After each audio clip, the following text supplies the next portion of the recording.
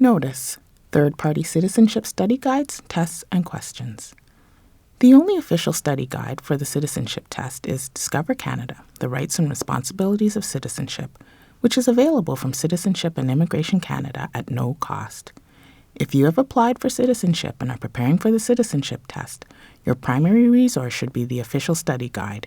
If you use any other material to prepare for the Citizenship Test, you do so at your own risk. Discover Canada, The Rights and Responsibilities of Citizenship. Study Guide. The Oath of Citizenship. I swear, or affirm, that I will be faithful and bear true allegiance to Her Majesty Queen Elizabeth II, Queen of Canada, her heirs and successors, and that I will faithfully observe the laws of Canada and fulfill my duties as a Canadian citizen. Le serment de citoyenneté. Je jure, ou j'affirme solennellement, que je serai fidèle et porterai sincère allégeance à Sa Majesté, la Reine Élisabeth II, Reine du Canada, à ses héritiers et successeurs, que j'observerai fidèlement les lois du Canada et que je remplirai loyalement mes obligations de citoyen canadien. Understanding the Oath. In Canada, we profess our loyalty to a person who represents all Canadians and not to a document such as a constitution, a banner such as a flag, or a geopolitical entity such as a country. In our constitutional monarchy, these elements are encompassed by the sovereign, a queen or king. It is a remarkably simple yet powerful principle. Canada is personified by the sovereign, just as the sovereign is personified by Canada. Message to our readers. Welcome. It took courage to move to a new country. Your decision to apply for citizenship is another big step. You are becoming part of a great tradition that was built by generations of pioneers before you. Once you have met all the legal requirements, we hope to welcome you as a new citizen with all the rights and responsibilities of citizenship. Canada has welcomed generations of newcomers to our shores to help us build a free, law-abiding, and prosperous society. For 400 years, settlers and immigrants have contributed to the diversity and richness of our country, which is built on a proud history and a strong identity. Canada is a constitutional monarchy, a parliamentary democracy, and a federal state. Canadians are bound together by a shared commitment to the rule of law and to the institutions of parliamentary government. Canadians take pride in their identity and have made sacrifices to defend their way of life. By coming to Canada and taking this important step towards Canadian citizenship, you are helping to write the continuing story of Canada.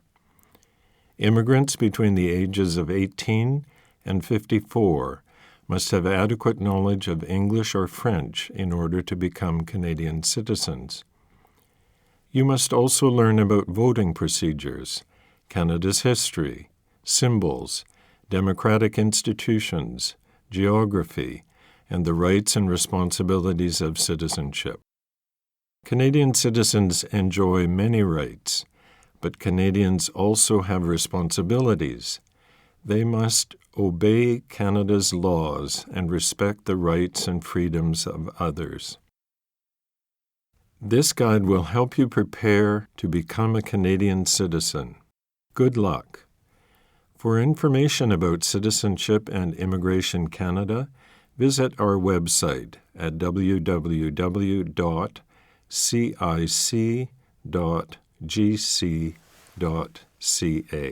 Applying for citizenship. When you apply for citizenship, officials will check your status, verify that you are not prohibited from applying, and ensure that you meet the requirements. Your application may take several months. Please ensure that the call center always has your correct address while your application is being processed. Telephone numbers will be supplied at the conclusion of this audio guide. Caption: Images of citizens taking the oath. How to use this booklet to prepare for the citizenship test. This booklet will help you prepare for the citizenship test. You should study this guide, ask a friend or family member to help you practice answering questions about Canada, call a local school or school board, a college, a community center, or a local organization that provides services to immigrants, and ask for information on citizenship classes. Take English or French language classes, which the Government of Canada offers free of charge. About the citizenship test. The citizenship test is usually a written test, but it could be an interview. You will be tested on two basic requirements for citizenship. 1. Knowledge of Canada and of the rights and responsibilities of citizenship, and 2. Adequate knowledge of English or French. Adult applicants 55 years of age and over do not need to write the citizenship test. The citizenship regulations provide information on how your ability to meet the Knowledge of Canada requirement is determined. Information about these regulations will be provided later in this audio guide. All the citizenship test questions are based on the subject areas noted in the citizenship regulations, and all required information is provided in this study guide. After the test. If you pass the test and meet all the other requirements, you will receive a notice to appear to take the oath of citizenship. This document tells you the date, time, and place of your citizenship ceremony. At the ceremony, you will take the oath of citizenship, sign the oath form, and receive your Canadian citizenship certificate. If you do not pass the test, you will receive a notification indicating the next steps. You are encouraged to bring your family and friends to celebrate this occasion. Rights and responsibilities of citizenship. Canadian citizens have rights and responsibilities. These come to us from our history, are secured by Canadian law, and reflect our shared traditions, identity, and values. Canadian law has several sources, including laws passed by Parliament and the provincial legislatures, English common law, the Civil Code of France, and the unwritten constitution that we have inherited from Great Britain. Together, these secure for Canadians an 800-year-old tradition of ordered liberty, which dates back to the signing of Magna Carta in 1215 in England, also known as the Great Charter of Freedoms, including freedom of conscience and religion, freedom of thought, belief, opinion, and expression, including freedom of speech and of the press, freedom of peaceful assembly, and freedom of association, habeas corpus, the right to challenge unlawful detention by the state, comes from English common law. The Constitution of Canada was amended in 1982 to entrench the Canadian Charter of Rights and Freedoms, which begins with the words, "Whereas Canada is founded upon principles that recognize the supremacy of God and the rule of law." This phrase underlines the importance of religious traditions to Canadian society and the dignity and worth of the human person. The Charter attempts to summarize fundamental freedoms while also setting out additional rights. The most important of these include mobility rights. Canadians can live and work anywhere they choose in Canada, enter and leave the country freely, and apply for a passport. Aboriginal people's rights. The rights guaranteed in the Charter will not adversely affect any treaty or other rights or freedoms of Aboriginal peoples.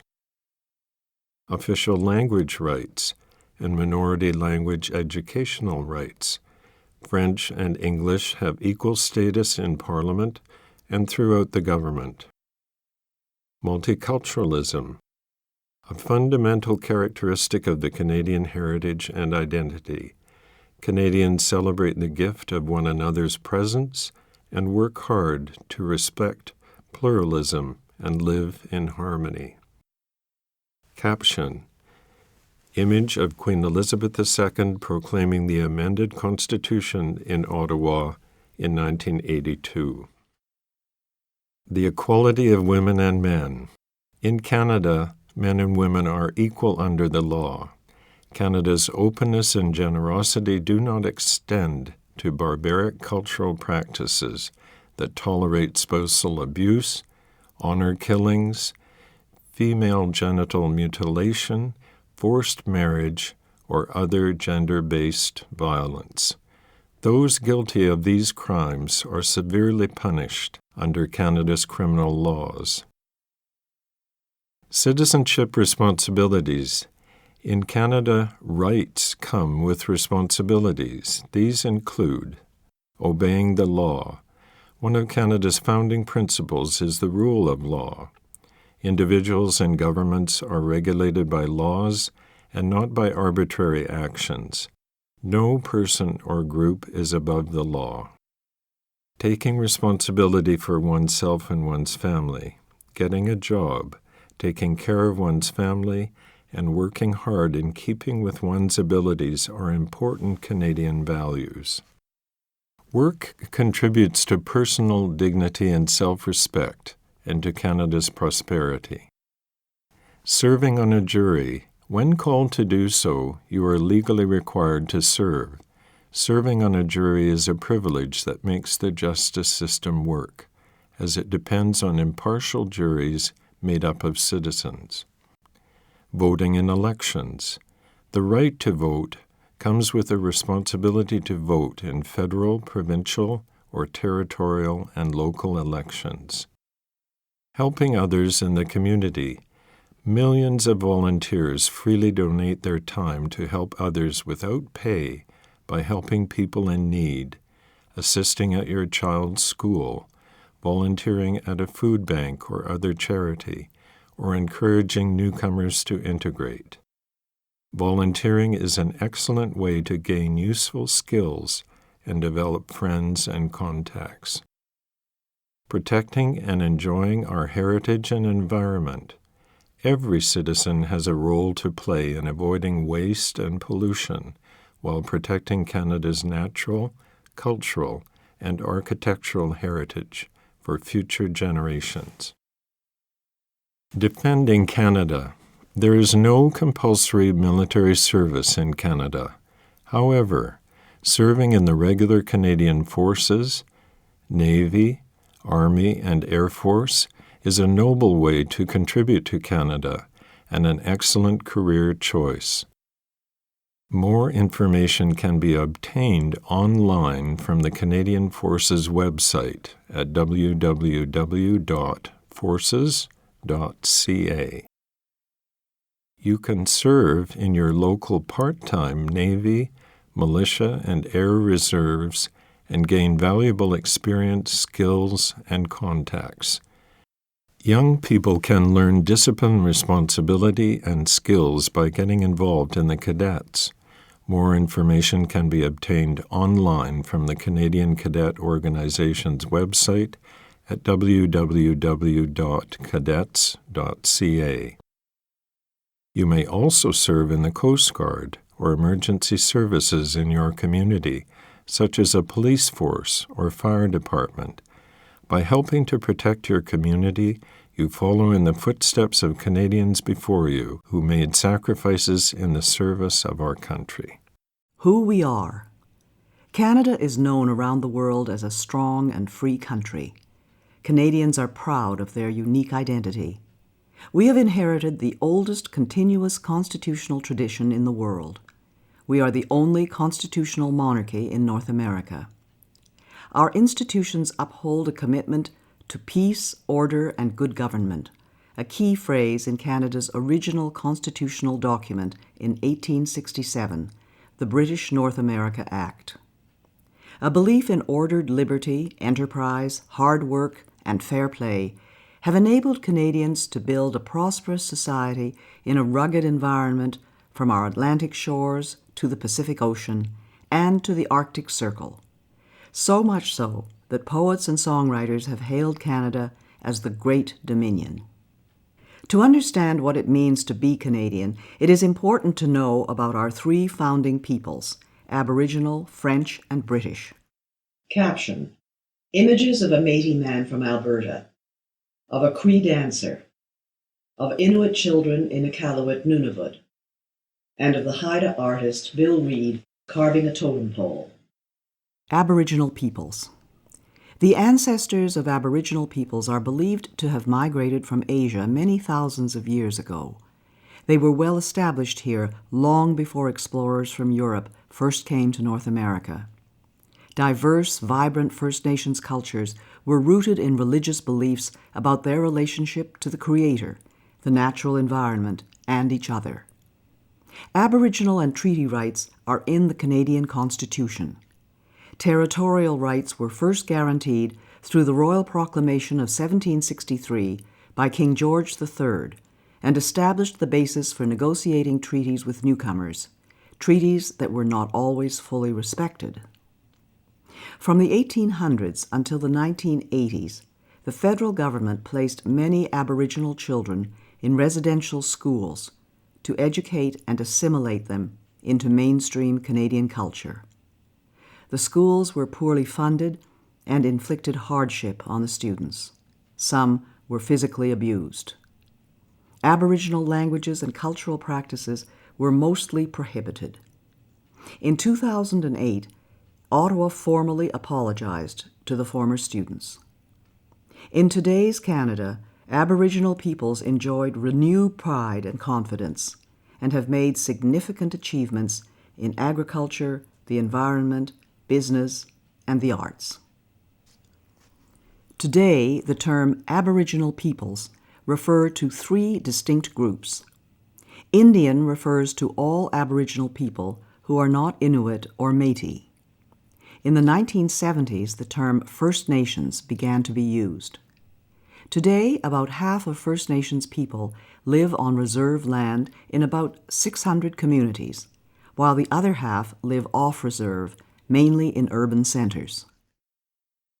The Inuit, which means the people in the Inuktitut language, live in small, scattered communities across the Arctic. Their knowledge of the land, sea, and wildlife enabled them to adapt to one of the harshest environments on Earth. The Métis are a distinct people of mixed Aboriginal and European ancestry, the majority of whom live in the prairie provinces. They come from both French and English-speaking backgrounds and speak their own dialect, Michif. About 65% of the Aboriginal people are First Nations, while 30% are Métis and 4% Inuit. Unity in diversity. John Buchan, the first Baron Tweedsmuir, was a popular Governor-General of Canada in 1935 to 1940. In a speech to the Canadian Club of Halifax in 1937, he noted that immigrant groups should retain their individuality and each make its contribution to the national character. Each could learn from the other, and while they cherish their own special loyalties and traditions, they cherish not less that new loyalty and tradition which springs from their union. The 15th Governor-General is shown in blood Kainai First Nation headdress. Caption: Images of the St. Patrick's Day Parade in Montreal, Quebec. A Highland dancer in Maxville, Ontario. A family celebrating Fête Nationale in Gatineau, Quebec. and of an Acadian fiddler in village of Grand'Anse, New Brunswick. English and French. Canadian society today stems largely from the English-speaking and French-speaking Christian civilizations that were brought here from Europe by settlers. English and French define the reality of day-to-day life for most people and are the country's official languages. The federal government is required by law to provide services throughout Canada in English and French. Today, there are 18 million Anglophones, people who speak English as a first language, and 7 million Francophones, people who speak French as their first language. While the majority of Francophones live in the province of Quebec, 1 million Francophones live in Ontario, New Brunswick, and Manitoba, with a smaller presence in other provinces. New Brunswick is the only officially bilingual province. The Acadians are the descendants of French colonists who began settling in what are now the Maritime Provinces in 1604. Between 1755 and 1763, during the war between Britain and France, more than two-thirds of the Acadians were deported from their homeland. Despite this ordeal, known as the Great Upheaval, the Acadians survived and maintained their unique identity. Today, Acadian culture is flourishing and is a lively part of French-speaking Canada. Quebecers are the people of Quebec, the vast majority French-speaking. Most are descendants of 8,500 French settlers from the 1600s and 1700s and maintain a unique identity, culture, and language. The House of Commons recognized in 2006 that the Québécois form a nation within a united Canada. 1 million Anglo-Quebecers have a heritage of 250 years and form a vibrant part of the Quebec fabric. The basic way of life in English-speaking areas was established by hundreds of thousands of English, Welsh, Scottish, and Irish settlers, soldiers, and migrants from the 1600s to the 20th century. Generations of pioneers and builders of British origins, as well as other groups, invested and endured hardship in laying the foundations of our country. This helps explain why Anglophones, or English speakers, are generally referred to as English Canadians. Becoming Canadian. Some Canadians immigrate from places where they have experienced warfare or conflict. Such experiences do not justify bringing to Canada violent, extreme, or hateful prejudices. In becoming Canadian, newcomers are expected to embrace democratic principles, such as the rule of law. Caption: Images of the celebration of cultures in Edmonton, Alberta, of Ismaili Muslims in the Calgary Stampede, Alberta, of the Caribbean Cultural Festival in Toronto, Ontario, of the Ukrainian Pysanka Festival in Vegreville, Alberta, of young Polish dancers in Oliver, British Columbia, and of the pipes and drums in Ottawa. Diversity in Canada. The majority of Canadians were born in this country, and this has been true since the 1800s.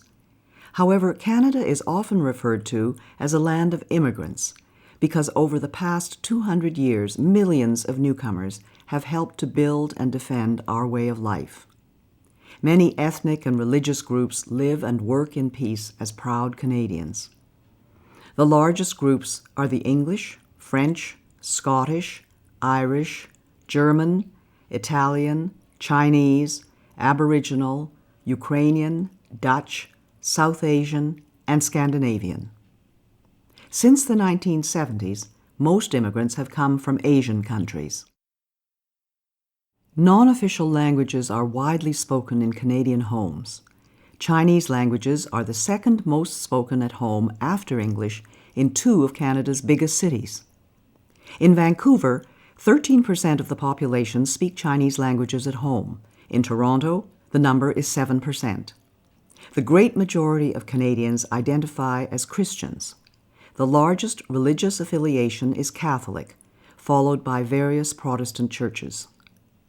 The numbers of Muslims, Jews, Hindus, Sikhs, and members of other religions, as well as people who state no religion, are also growing. In Canada, the state has traditionally partnered with faith communities to promote social welfare, harmony, and mutual respect, to provide schools and health care, to resettle refugees, and to uphold religious freedom, religious expression, and freedom of conscience. Canada's diversity includes gay and lesbian Canadians who enjoy the full protection of and equal treatment under the law, including access to civil marriage. Together, these diverse groups sharing a common Canadian identity make up today's multicultural society. Caption: Images of Christmas in Gatineau, Chinese-Canadian War Veterans, Notre-Dame-des-Victoires in Quebec City, and the Chinese New Year celebration in Vancouver. Image of Marjorie Turner Bailey with caption: Olympian Marjorie Turner Bailey of Nova Scotia is a descendant of Black Loyalists, escaped slaves, and freed men and women of African origin who in the 1780s fled to Canada from America, where slavery remained legal until 1863. Canada's history. Aboriginal peoples. When Europeans explored Canada, they found all regions occupied by native peoples they called Indians, because the first explorers thought they had reached the East Indies. The native people lived off the land, some by hunting and gathering, others by raising crops. The Huron-Wendat of the Great Lake region, like the Iroquois, were farmers and hunters. The Cree and Dene of the Northwest were hunter-gatherers. The Sioux were nomadic, following the bison or buffalo herd. The Inuit lived off Arctic wildlife. West Coast natives preserved fish by drying and smoking. Warfare was common among Aboriginal groups as they competed for land, resources, and prestige. The arrival of the European traders, missionaries, soldiers, and colonists changed the native way of life forever. Large numbers of Aboriginals died of European diseases to which they lacked immunity. However, Aboriginals and Europeans formed strong economic, religious, and military bonds in the first 200 years of coexistence, which laid the foundations of Canada. Caption: Image of an Indian encampment during fur trade era. The first Europeans. The Vikings from Iceland who colonized Greenland 1,000 years ago also reached Labrador and the island of Newfoundland. The remains of their settlement, L'Anse aux Meadows, are a World Heritage Site.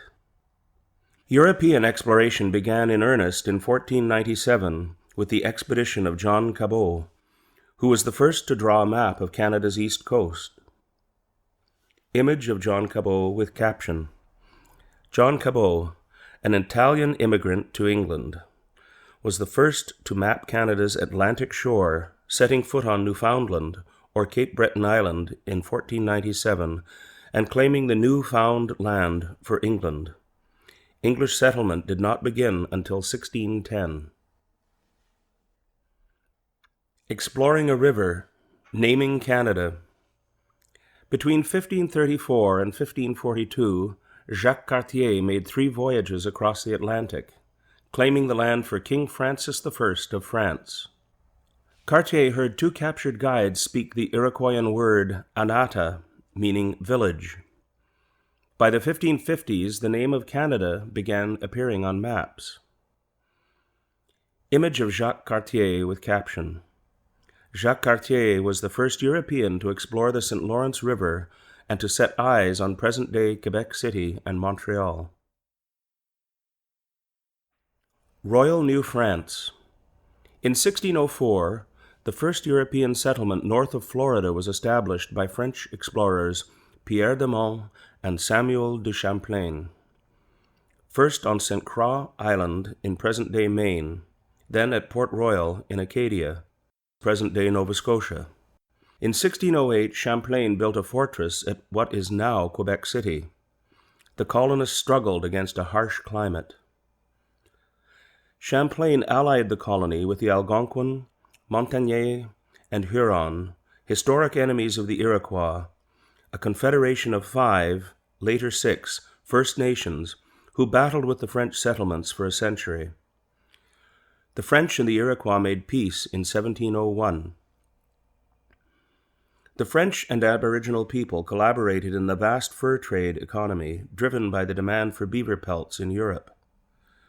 Outstanding leaders like Jean Talon, Bishop Laval, and Count Frontenac built a French empire in North America that reached from Hudson Bay to the Gulf of Mexico. Image of Count Frontenac with caption. Count Frontenac refused to surrender Quebec to the English in 1690, saying, "My only reply will be from the mouths of my cannons." Image of Pierre Le Moyne with caption. Pierre Le Moyne, Sieur d'Iberville, was a great hero of New France, winning many victories over the English from James Bay in the north to Nevis in the Caribbean in the late 17th and early 18th centuries. Struggle for a continent. In 1670, King Charles II of England granted the Hudson's Bay Company exclusive trading rights over the watershed draining into Hudson Bay. For the next 100 years, the company competed with Montreal-based traders. The skilled and courageous men who traveled by canoe were called voyageurs and coureurs des bois, and formed strong alliances with First Nations. English colonies along the Atlantic seaboard dating from the early 1600s eventually became richer and more populous than New France. In the 1700s, France and Great Britain battled for control of North America. In 1759, the British defeated the French in the Battle of the Plains of Abraham at Quebec City, marking the end of France's empire in America. The commanders of both armies, Brigadier James Wolfe and the Marquis de Montcalm, were killed leading their troops in battle. The province of Quebec. Following the war, Great Britain renamed the colony the Province of Quebec. The French-speaking Catholic people, known as habitants or Canadiens, strove to preserve their way of life in the English-speaking Protestant-ruled British Empire. A tradition of accommodation. To better govern the French Roman Catholic majority, the British Parliament passed the Quebec Act of 1774. One of the constitutional foundations of Canada, the Quebec Act, accommodated the principles of British institutions to the reality of the province. It allowed religious freedom for Catholics and permitted them to hold public office, a practice not then allowed in Britain. The Quebec Act restored French civil law while maintaining British criminal law. Image of Sir Guy Carleton with caption. Sir Guy Carleton, also called Lord Dorchester, as governor of Quebec, defended the rights of the Canadiens, defeated an American military invasion of Quebec in 1775, and supervised the Loyalist migration to Nova Scotia and Quebec in 1782 and 83. United Empire Loyalists. In 1776, the 13 British colonies to the south of Quebec declared independence and formed the United States. North America was again divided by war. More than 40,000 people loyal to the Crown, called Loyalists, fled the oppression of the American Revolution to settle in Nova Scotia and Quebec. Joseph Brant led thousands of Loyalist Mohawk Indians into Canada. The Loyalists came from Dutch, German, British, Scandinavian, Aboriginal, and other origins, and from Presbyterian, Anglican, Baptist, Methodist, Jewish, Quaker, and Catholic religious backgrounds. About 3,000 black Loyalists, freedmen, and slaves came north seeking a better life. In turn, in 1792, some black Nova Scotians who were given poor land moved on to establish Freetown, Sierra Leone, West Africa, a new British colony for freed slaves. The beginnings of democracy.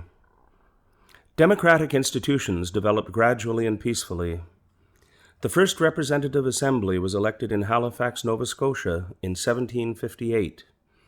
Prince Edward Island followed in 1773, New Brunswick in 1785.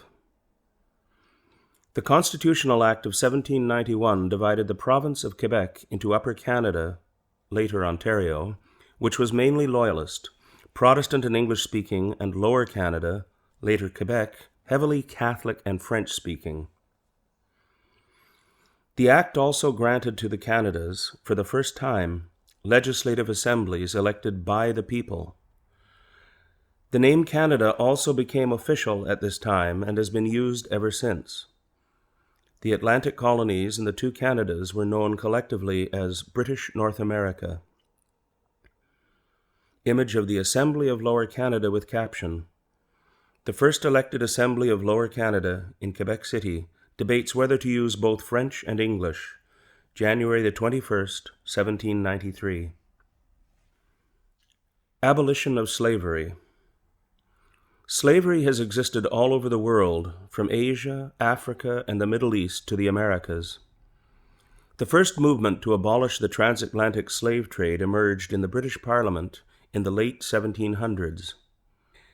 In 1793, Upper Canada, led by Lieutenant Governor John Graves Simcoe, a Loyalist military officer, became the first province in the Empire to move toward abolition.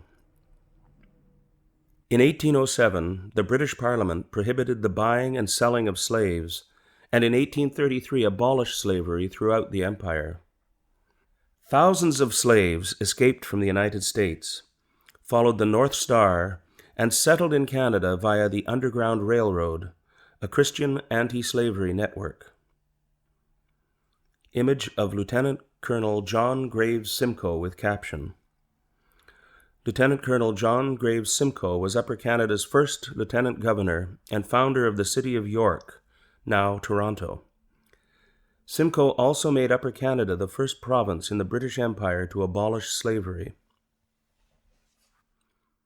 Image of Marianne Shad Carey with caption. Marianne Shad Carey was an outspoken activist in the movement to abolish slavery in the USA. In 1853, she became the first woman publisher in Canada, helping to found and edit the Provincial Freeman, a weekly newspaper dedicated to anti-slavery, black immigration to Canada, temperance, urging people to drink less alcohol, and upholding British rule. A growing economy. The first companies in Canada were formed during the French and British regimes and competed for the fur trade. The Hudson's Bay Company, with French, British, and Aboriginal employees, came to dominate the trade in the Northwest, from Fort Garry, now Winnipeg, and Fort Edmonton, to Fort Langley near Vancouver, and Fort Victoria, trading posts that later became cities. The first financial institutions opened in the late 18th and early 19th centuries. The Montreal Stock Exchange opened in 1832. For centuries, Canada's economy was based mainly on farming and on exporting natural resources such as fur, fish, and timber, transported by roads, lakes, rivers, and canals. The War of 1812, the fight for Canada. After the defeat of Napoleon Bonaparte's fleet in the Battle of Trafalgar in 1805, the Royal Navy ruled the waves. The British Empire, which included Canada, fought to resist Bonaparte's bid to dominate Europe. This led to American resentment at British interference with their shipping. Believing it would be easy to conquer Canada, the United States launched an invasion in June 1812. The Americans were mistaken. Canadian volunteers and First Nations, including Shawnee, led by Chief Tecumseh, supported British soldiers in Canada's defense. In July, Major General Sir Isaac Brock captured Detroit but was killed while defending against an American attack at Queenston Heights near Niagara Falls, a battle the Americans lost. In 1813, Lieutenant Colonel Charles de Salaberry and 460 soldiers, mostly French Canadians, turned back 4,000 American invaders at Châteauguay, south of Montreal. In 1813, the Americans burned Government House and the Parliament buildings in York, now Toronto.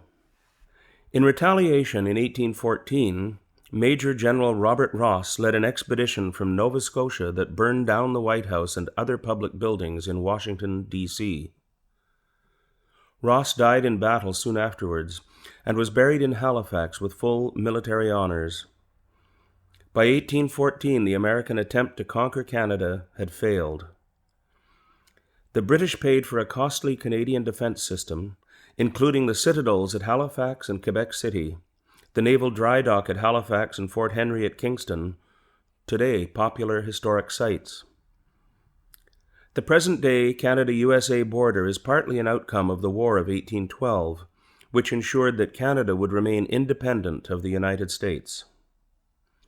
Image of a Royal Navy frigate with caption, HMS Shannon, a Royal Navy frigate, leads the captured USS Chesapeake into Halifax Harbor, 1813. There were also naval battles on the Great Lakes. Image of Brock and Tecumseh with caption, Major General Sir Isaac Brock and Chief Tecumseh.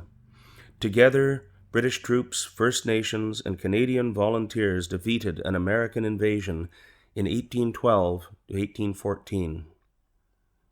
Image of a militiaman with caption, French-Canadian militiaman helped defend Canada in the War of 1812.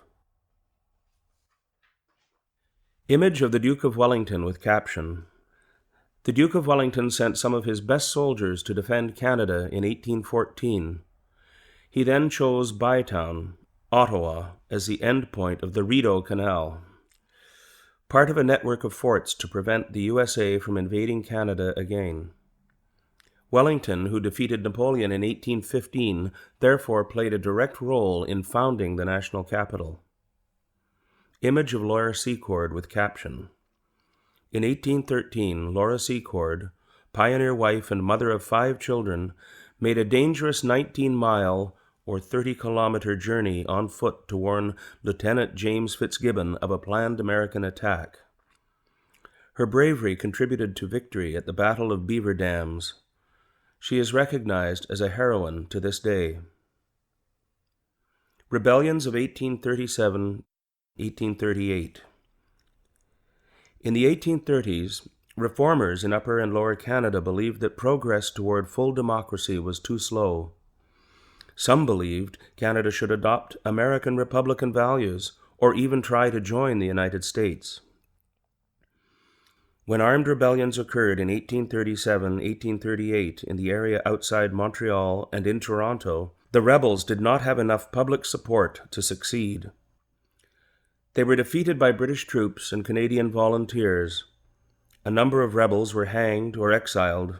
Some exiles later returned to Canada.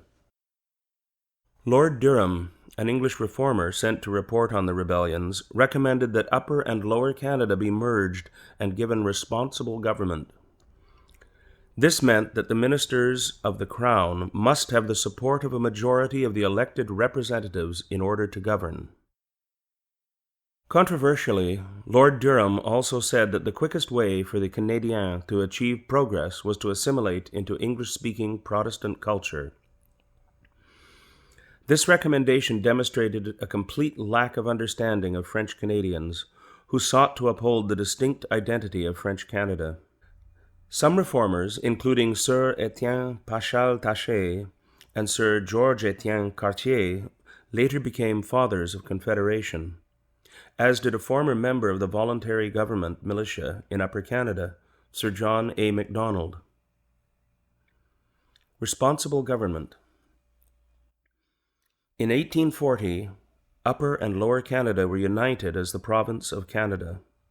Reformers such as Sir Louis Hippolyte Lafontaine and Robert Baldwin, in parallel with Joseph Howe in Nova Scotia, worked with British governors toward responsible government. The first British North American colony to attain full responsible government was Nova Scotia in 1847 to 1848. In 1848 and 1849, the Governor of United Canada, Lord Elgin, with encouragement from London, introduced responsible government. This is the system that we have today. If the government loses a confidence vote in the Assembly, it must resign. La Fontaine, a champion of democracy and French language rights, became the first leader of a responsible government in the Canadas. Image of Sir Louis Hippolyte La Fontaine with caption, Sir Louis Hippolyte La Fontaine, a champion of French language rights, became the first head of a responsible government, similar to a prime minister, in Canada in 1849. Confederation. From 1864 to 1867, representatives of Nova Scotia, New Brunswick, and the province of Canada, with British support, worked together to establish a new country. These men are known as the Fathers of Confederation. They created two levels of government, federal and provincial. The old province of Canada was split into two new provinces, Ontario and Quebec, which together with New Brunswick and Nova Scotia formed the new country called the Dominion of Canada. Each province would elect its own legislature and have control of such areas as education and health. The British Parliament passed the British North America Act in 1867. The Dominion of Canada was officially born on July 1, 1867. Until 1982, July 1st was celebrated as Dominion Day to commemorate the day that Canada became a self-governing dominion. Today, it is officially known as Canada Day. Image of the Fathers of Confederation with caption, The Fathers of Confederation established the Dominion of Canada on July 1, 1867, the birth of the country that we know today. Image of Dominion of Canada $1 bill with caption, Dominion of Canada $1 bill, 1923, showing King George V, who assigned Canada's national colors, white and red, in 1921, the colors of our national flag today. Dominion from sea to sea. Sir Leonard Tilley, an elected official and father of Confederation from New Brunswick, suggested the term Dominion of Canada in 1864. He was inspired by Psalm 72 in the Bible, which refers to dominion from sea to sea and from the river to the ends of the earth. This phrase embodied the vision of building a powerful, united, wealthy, and free country that spanned a continent. The title was written into the Constitution, was used officially for about 100 years, and remains part of our heritage today. Expansion of the Dominion. The following list identifies when the provinces and territories became part of Canada. 1867, Ontario, Quebec, Nova Scotia, and New Brunswick. 1870, Manitoba and the Northwest Territories. 1871, British Columbia. 1873, Prince Edward Island. 1880, the Arctic Islands were transferred to the Northwest Territories. 1898, the Yukon Territory. 1905, Alberta and Saskatchewan. 1949, Newfoundland and Labrador. 1999, Nunavut. Did you know? In the 1920s, some believed that the British West Indies, British territories in the Caribbean Sea, should become part of Canada. This did not occur, though Canada and Commonwealth Caribbean countries and territories enjoy close ties today. Canada's first Prime Minister. In 1867, Sir John Alexander Macdonald, a father of Confederation, became Canada's first Prime Minister. Born in Scotland on January 11, 1815, he came to Upper Canada as a child. He was a lawyer in Kingston, Ontario, a gifted politician, and a colorful personality. Parliament has recognized January the 11th as Sir John A. Macdonald Day. His portrait is on the $10 bill. Caption: Image of Sir John Macdonald. Sir George Etienne Cartier was the key architect of Confederation from Quebec. A railway lawyer, Montrealer, close ally of Macdonald and patriotic Canadien, Cartier led Quebec into Confederation and helped negotiate the entry of the Northwest Territories, Manitoba, and British Columbia into Canada. Challenge in the West. When Canada took over the vast Northwest region from the Hudson's Bay Company in 1869, the 12,000 Métis of the Red River were not consulted. In response, Louis Riel led an armed uprising and seized Fort Garry, the territorial capital. Canada's future was in jeopardy. How could the Dominion reach from sea to sea if it could not control the interior? Ottawa sent soldiers to retake Fort Garry in 1870. Riel fled to the United States, and Canada established a new province, Manitoba. Riel was elected to Parliament, but never took his seat. Later, as Métis and Indian rights were again threatened by westward settlement, a second rebellion in 1885 in present-day Saskatchewan led to Riel's trial and execution for high treason, a decision that was strongly opposed in Quebec. Riel is seen by many as a hero, a defender of Métis rights and the father of Manitoba. After the first Métis uprising, Prime Minister Macdonald established the Northwest Mounted Police in 1873 to pacify the West and assist in negotiations with the Indians. The Northwest Mounted Police founded Fort Calgary, Fort Macleod, and other centers that today are cities and towns. Regina became its headquarters.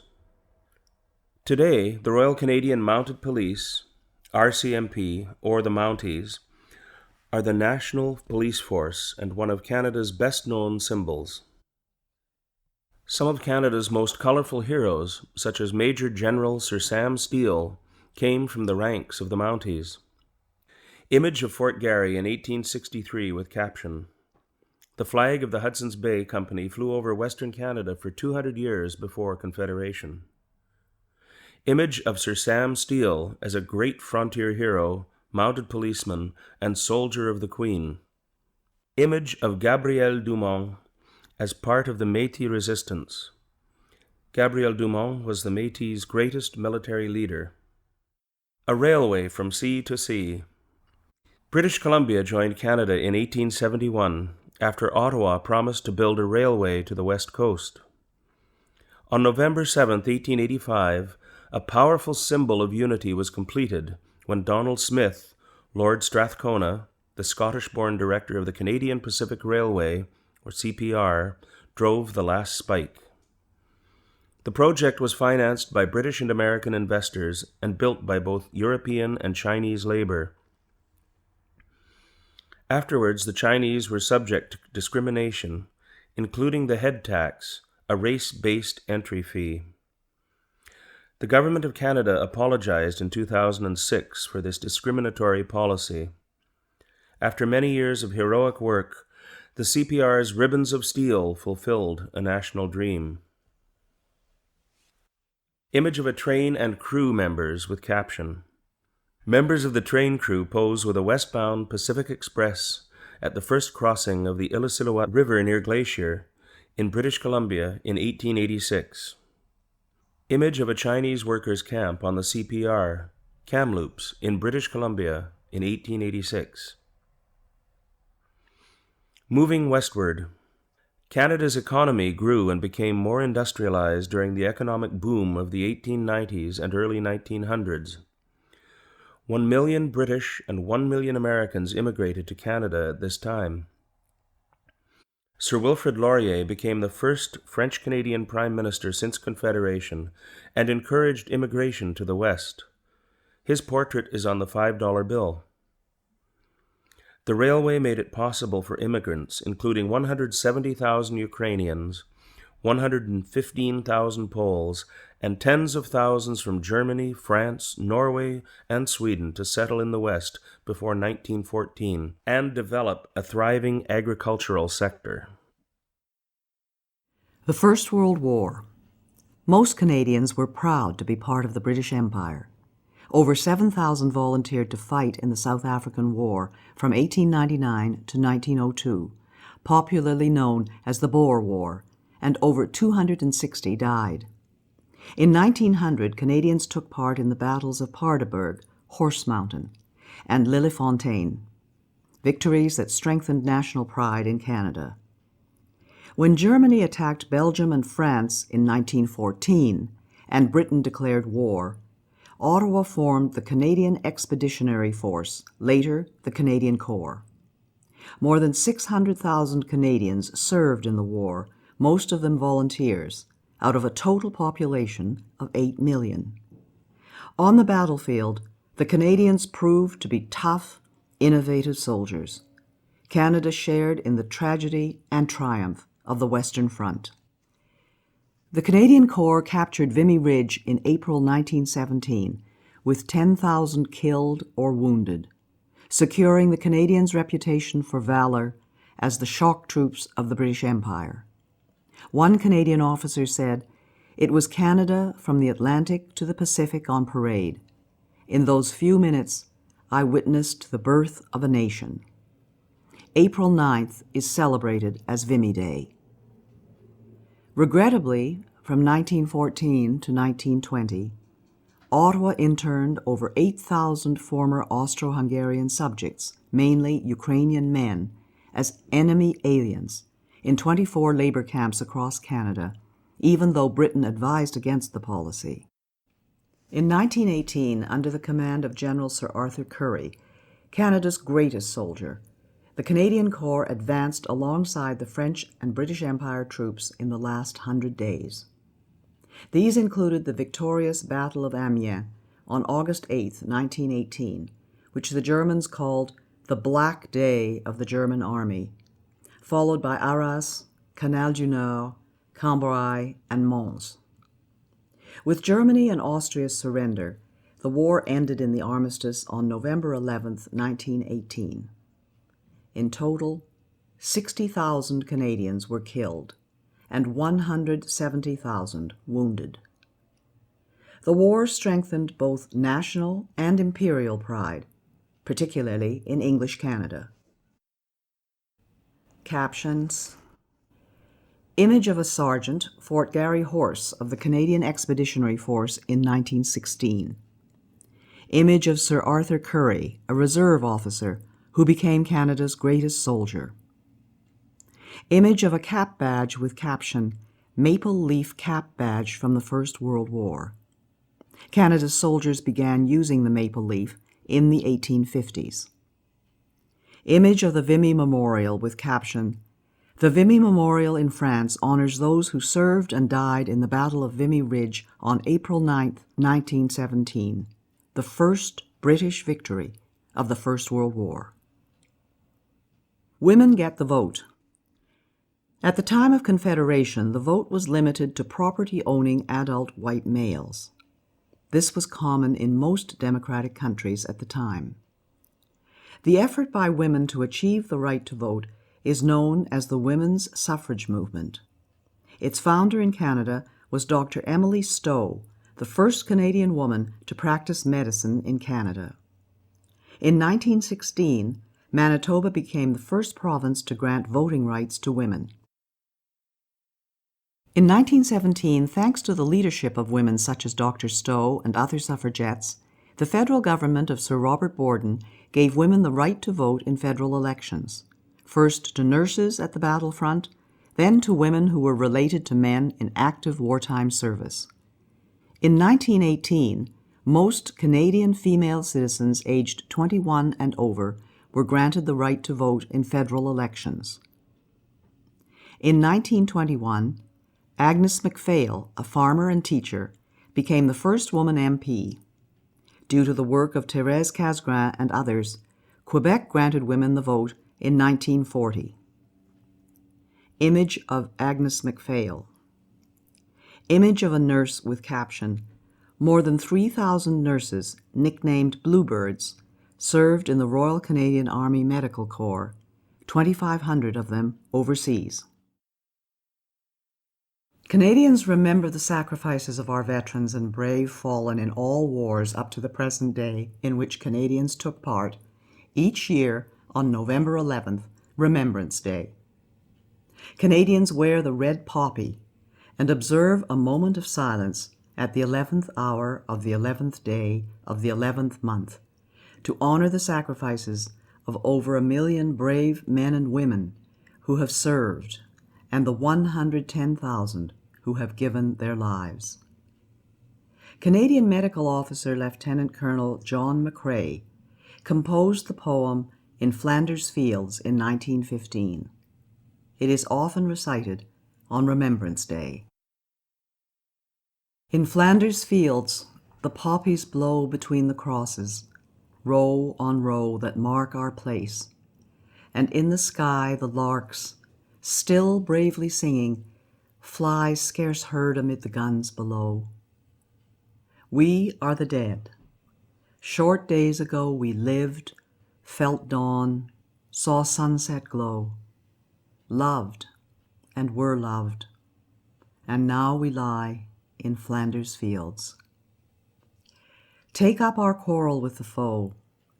To you from failing hands we throw the torch. Be yours to hold it high. If ye break faith with us who die, we shall not sleep, though poppies grow in Flanders fields. Caption: Images of Canadian soldiers observing Remembrance Day. Of a Remembrance Day poppy. Of a Canadian War veteran. And of scouts holding a Remembrance Day wreath. Between the wars. After the First World War, the British Empire evolved into a free association of states known as the British Commonwealth of Nations. Canada remains a leading member of the Commonwealth to this day, together with other successor states of the Empire such as India, Australia, New Zealand, and several African and Caribbean countries. The Roaring Twenties were boom times with prosperity for businesses and low unemployment. The stock market crash of 1929, however, led to the Great Depression, or the Dirty Thirties. Unemployment reached 27% in 1933, and many businesses were wiped out. Farmers in Western Canada were hit hardest by low grain prices and a terrible drought. There was growing demand for the government to create a social safety net with minimum wages, a standard work week, and programs such as unemployment insurance. The Bank of Canada, a central bank to manage the money supply and bring stability to the financial system, was created in 1934. Immigration dropped, and many refugees were turned away, including Jews trying to flee Nazi Germany in 1939. Caption: Image of Phil Edwards with caption: Phil Edwards was a Canadian track and field champion. Born in British Guyana, he won bronze medals for Canada in the 1928, 1932, and 1936 Olympics, then graduated from McGill University Medical School. He served as a captain in the Canadian Army during the Second World War, and as a Montreal doctor, became an expert in tropical diseases. The D-Day invasion, June 6, 1944. In order to defeat Nazism and fascism, the Allies invaded Nazi-occupied Europe. Canadians took part in the liberation of Italy in 1943 to 1944. In the epic invasion of Normandy in northern France on June 6, 1944, known as D-Day, 15,000 Canadian troops stormed and captured Juno Beach from the German army, a great national achievement. Approximately 1 in 10 Allied soldiers on D-Day was Canadian. The Canadian Army liberated the Netherlands in 1944 to 1945 and helped force the German surrender of May 8, 1945, bringing to an end 6 years of war in Europe. Caption. Image of painting by Orville Fisher with caption, "In the Second World War, the Canadians captured Juno Beach as part of the Allied invasion of Normandy on D-Day, June 6, 1944. The Second World War. The Second World War began in 1939 when Adolf Hitler, the National Socialist Nazi dictator of Germany, invaded Poland and conquered much of Europe. Canada joined with its democratic allies in the fight to defeat tyranny by force of arms. More than 1 million Canadians and Newfoundlanders, at that time Newfoundland was a separate British entity, served in the Second World War, out of a population of 11.5 million. This was a high proportion, and of these, 44,000 were killed. The Canadians fought bravely and suffered losses in the unsuccessful defense of Hong Kong in 1941 from attack by Imperial Japan, and in a failed raid on Nazi-controlled Dieppe on the coast of France in 1942. The Royal Canadian Air Force took part in the Battle of Britain and provided a high proportion of Commonwealth aircrew in bombers and fighter planes over Europe. Moreover, Canada contributed more to the Allied air effort than any other Commonwealth country, with over 130,000 Allied aircrew trained in Canada under the British Commonwealth Air Training Plan. The Royal Canadian Navy saw its finest hour in the Battle of the Atlantic, protecting convoys of merchant ships against German submarines. Canada's merchant navy helped to feed, clothe, and resupply Britain. At the end of the Second World War, Canada had the third largest navy in the world.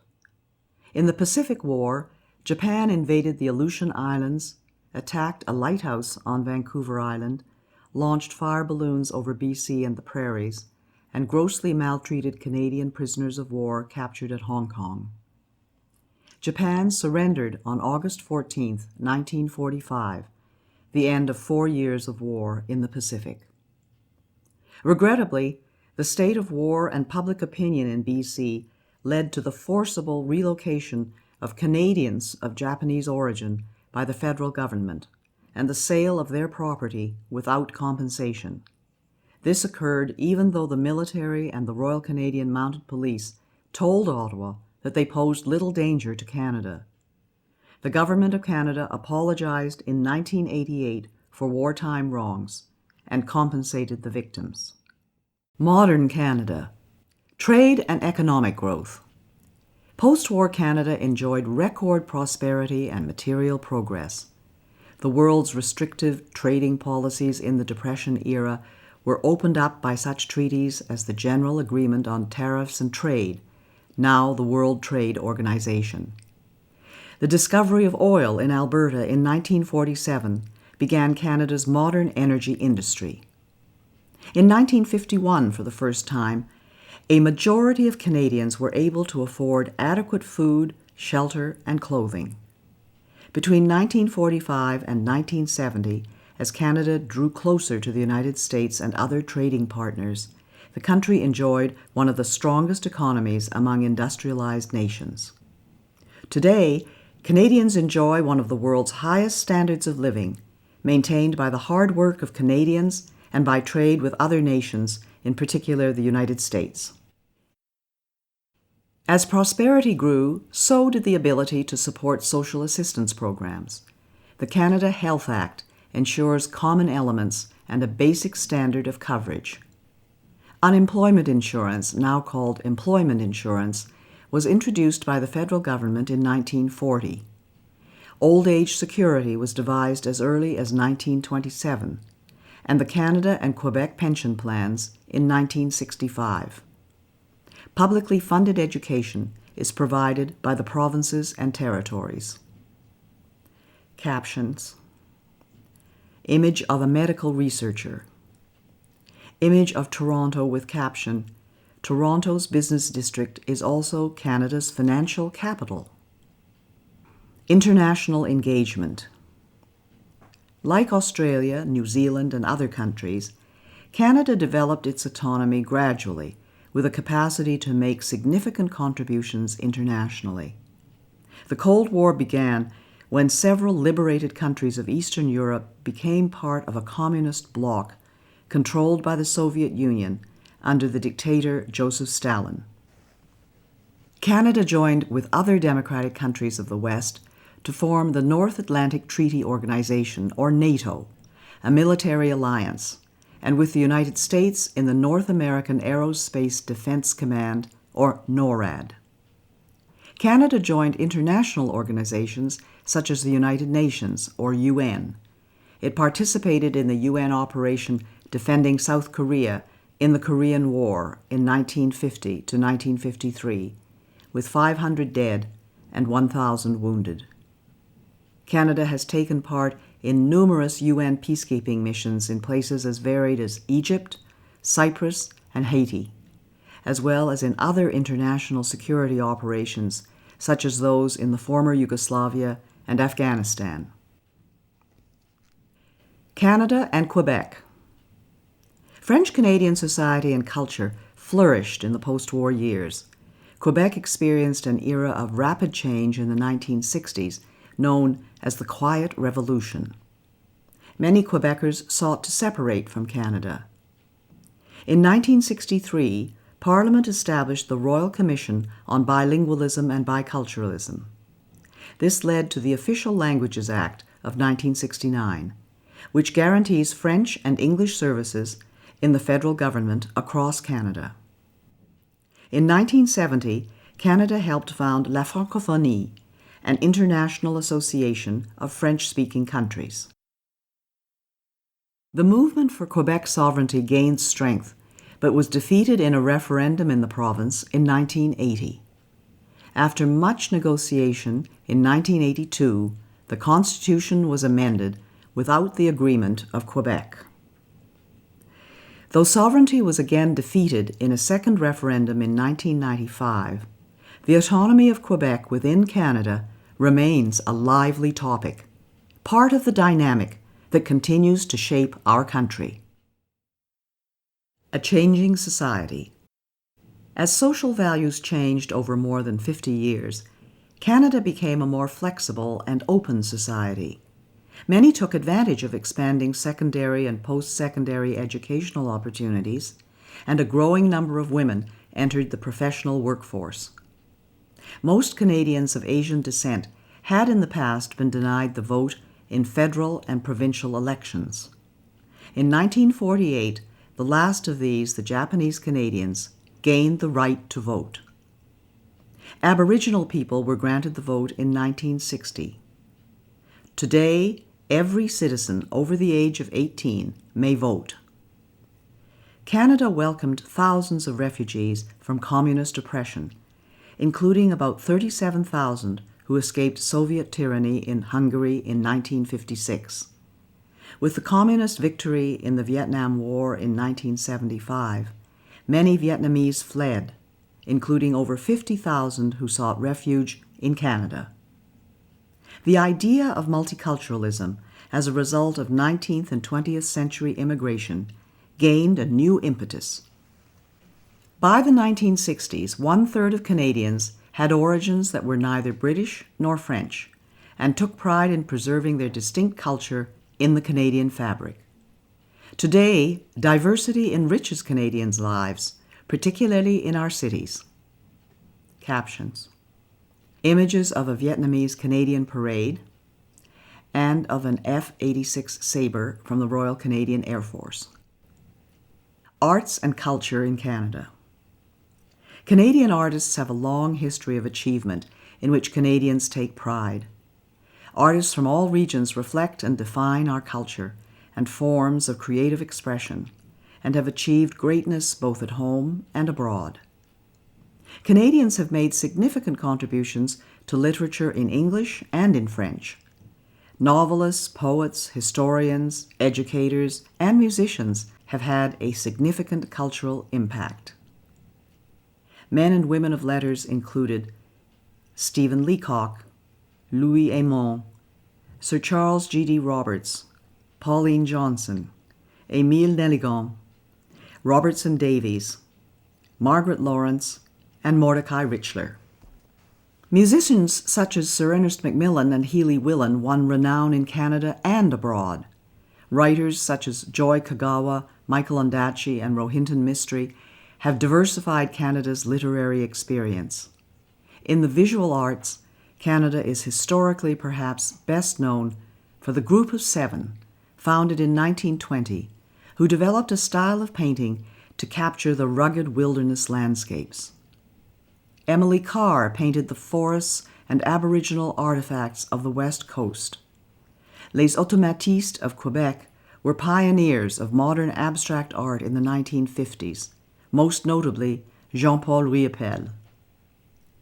Quebec's Louis-Philippe Hébert was a celebrated sculptor of historical figures. Kainayuk Achivak pioneered modern Inuit art with etchings, prints, and soapstone sculptures. Canada has a long and respected performing arts history, with a network of regional theaters and world-renowned performing arts companies. The films of Denis Arcand have been popular in Quebec and across the country and have won international awards. Other noteworthy Canadian filmmakers include Norman Jewison and Atta Magoyan. Canadian television has had a popular following. Captions: images of Cirque du Soleil and of Tom Thomson's painting The Jack Pine. Sports have flourished as all provinces and territories have produced amateur and professional star athletes and Olympic medal winners. Basketball was invented by Canadian James Naismith in 1891. Many major league sports boast Canadian talent, and in the national sport of ice hockey, Canadian teams have dominated the world. In 1996, at the Olympic Summer Games, Donovan Bailey became a world record sprinter and double Olympic gold medalist. Chantal Petitclerc became a world champion wheelchair racer and Paralympic gold medalist. One of the greatest hockey players of all time, Wayne Gretzky, played for the Edmonton Oilers from 1979 to 1988. In 1980, Terry Fox, a British Columbian who lost his right leg to cancer at the age of 18, began a cross-country run, the Marathon of Hope, to raise money for cancer research. He became a hero to Canadians. While he did not finish the run and ultimately lost his battle with cancer, his legacy continues through yearly fundraising events in his name. In 1985, fellow British Columbian Rick Hansen circled the globe in a wheelchair to raise funds for spinal cord research. Canadian advances in science and technology are world-renowned and have changed the way the world communicates and does business. Marshall McLuhan and Harold Innis were pioneer thinkers. Science and research in Canada have won international recognition and attracted world-class students, academics, and entrepreneurs engaged in medical research, telecommunications, and other fields. Since 1989, the Canadian Space Agency and Canadian astronauts have participated in space exploration, often using the Canadian-designed and built Canadarm.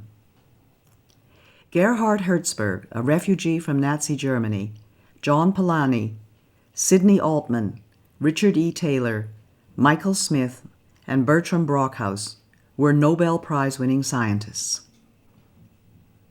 Captions: images of Donovan Bailey, Chantal Petitclerc, Terry Fox, and Wayne Gretzky. Image of Mark Tewksbury with caption, Mark Tewksbury, Olympic gold medalist and prominent activist for gay and lesbian Canadians. Image of Paul Henderson with caption, in 1972, Paul Henderson scored the winning goal for Canada in the Canada-Soviet Summit Series. This goal is often referred to as the goal heard around the world and is still remembered today as an important event in both sports and cultural history. Image of Catriona LeMay Doan with caption, Catriona LeMay Doan carries the flag after winning a gold medal in speed skating at the 2002 Olympic Winter Games. Image of a Canadian football game with caption, Canadian football is a popular game that differs in a number of ways from American football. Professional teams in the Canadian Football League, CFL, compete for the Championship Grey Cup, donated by Lord Grey, the Governor-General, in 1909. Great Canadian discoveries and inventions. Canadians have made various discoveries and inventions. Some of the most famous are listed below. Alexander Graham Bell hit on the idea of the telephone at his summer house in Canada. Joseph Armand Bombardier invented the snowmobile, a lightweight winter vehicle. Sir Sandford Fleming invented the worldwide system of standard time zones. Matthew Evans and Henry Woodward together invented the first electric light bulb and later sold the patent to Thomas Edison, who more famously commercialized the light bulb. Reginald Fessenden contributed to the invention of radio, sending the first wireless voice message in the world. Dr. Wilder Penfield was a pioneering brain surgeon at McGill University in Montreal and was known as the greatest living Canadian. Dr. John A. Hopps invented the first cardiac pacemaker, used today to save the lives of people with heart disorders. Spar Aerospace and the National Research Council invented the Canadarm, a robotic arm used in outer space.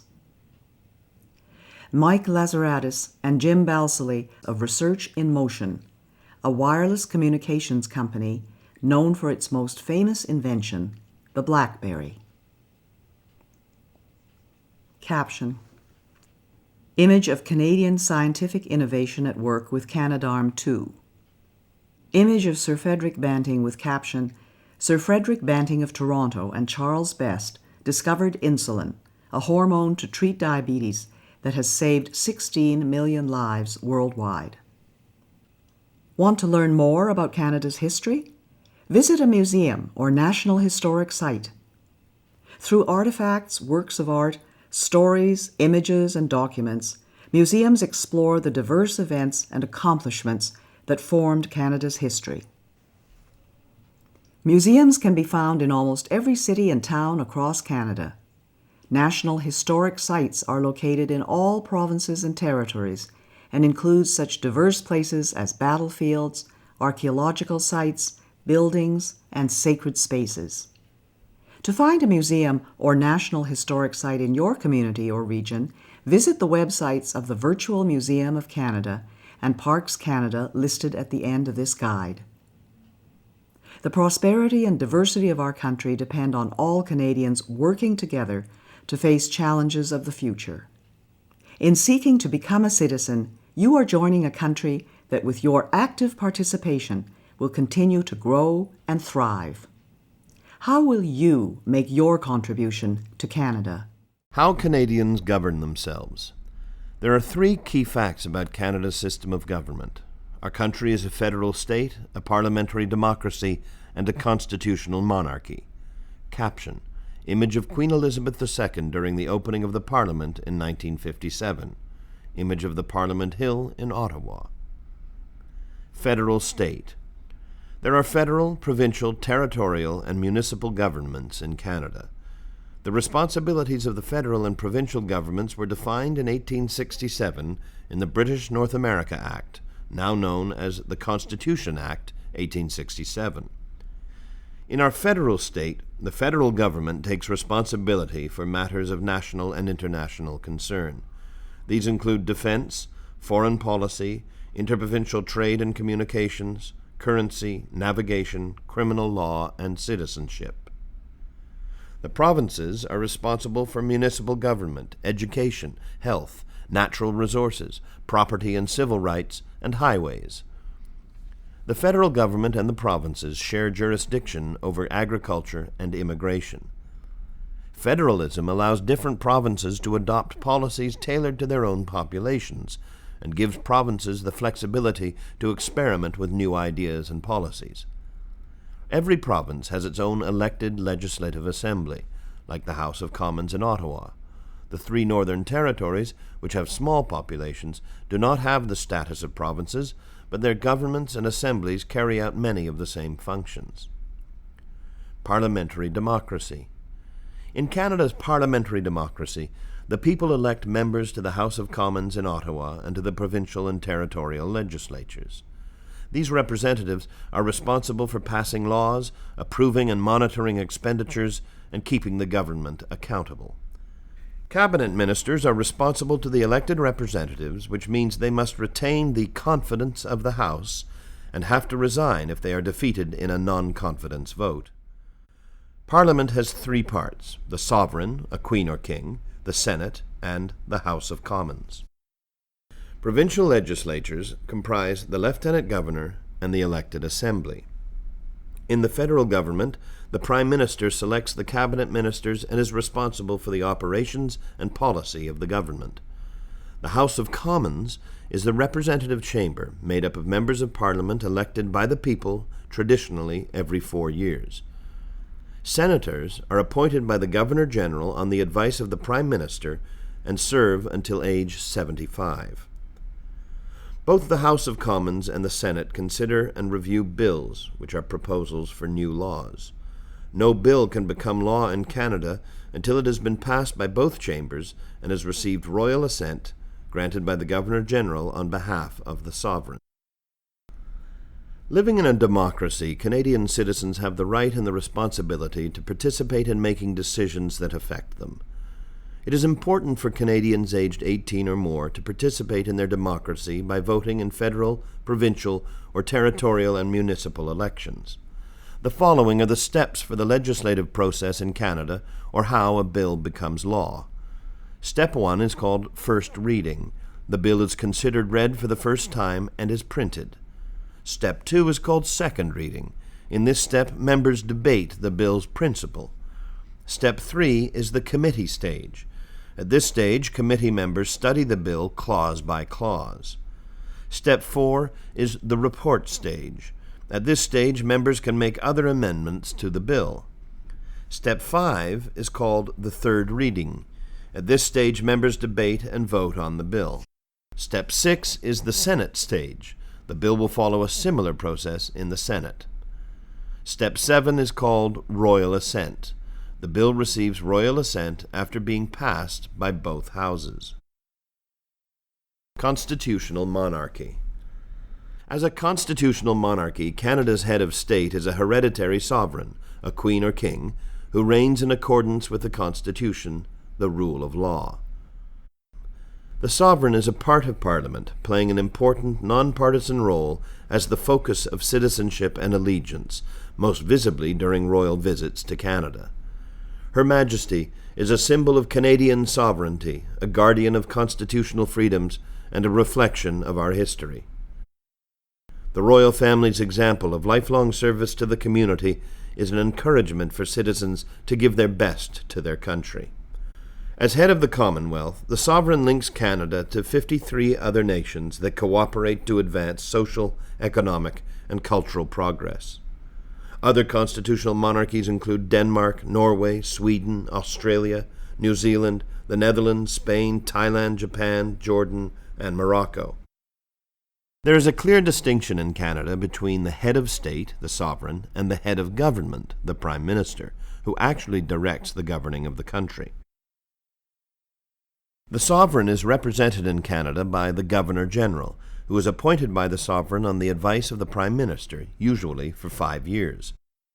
In each of the 10 provinces, the sovereign is represented by the Lieutenant Governor, who is appointed by the Governor-General on the advice of the Prime Minister, also normally for 5 years.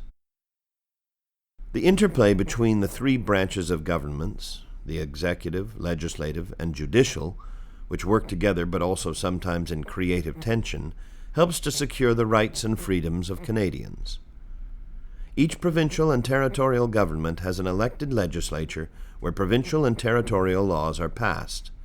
Depending on the province or territory, the members of the legislature are called members of the Legislative Assembly, or MLAs, members of the National Assembly, or MNAs, members of the Provincial Parliament, or MPPs, or members of the House of Assembly, or MHAs. In each province, the Premier has a role similar to that of the Prime Minister in the federal government, just as the Lieutenant Governor has a role similar to that of the Governor-General. In the 3 territories, the Commissioner represents the federal government and plays a ceremonial role. Caption: Image of the Governor-General David Johnston, Canada's 28th Governor-General since the Confederation. Canada's system of government. Parliament is comprised of 3 elements: the Sovereign, who is represented in Canada by the Governor-General, the Senate, which is appointed on the Prime Minister's recommendation, and the House of Commons, which is elected by voters.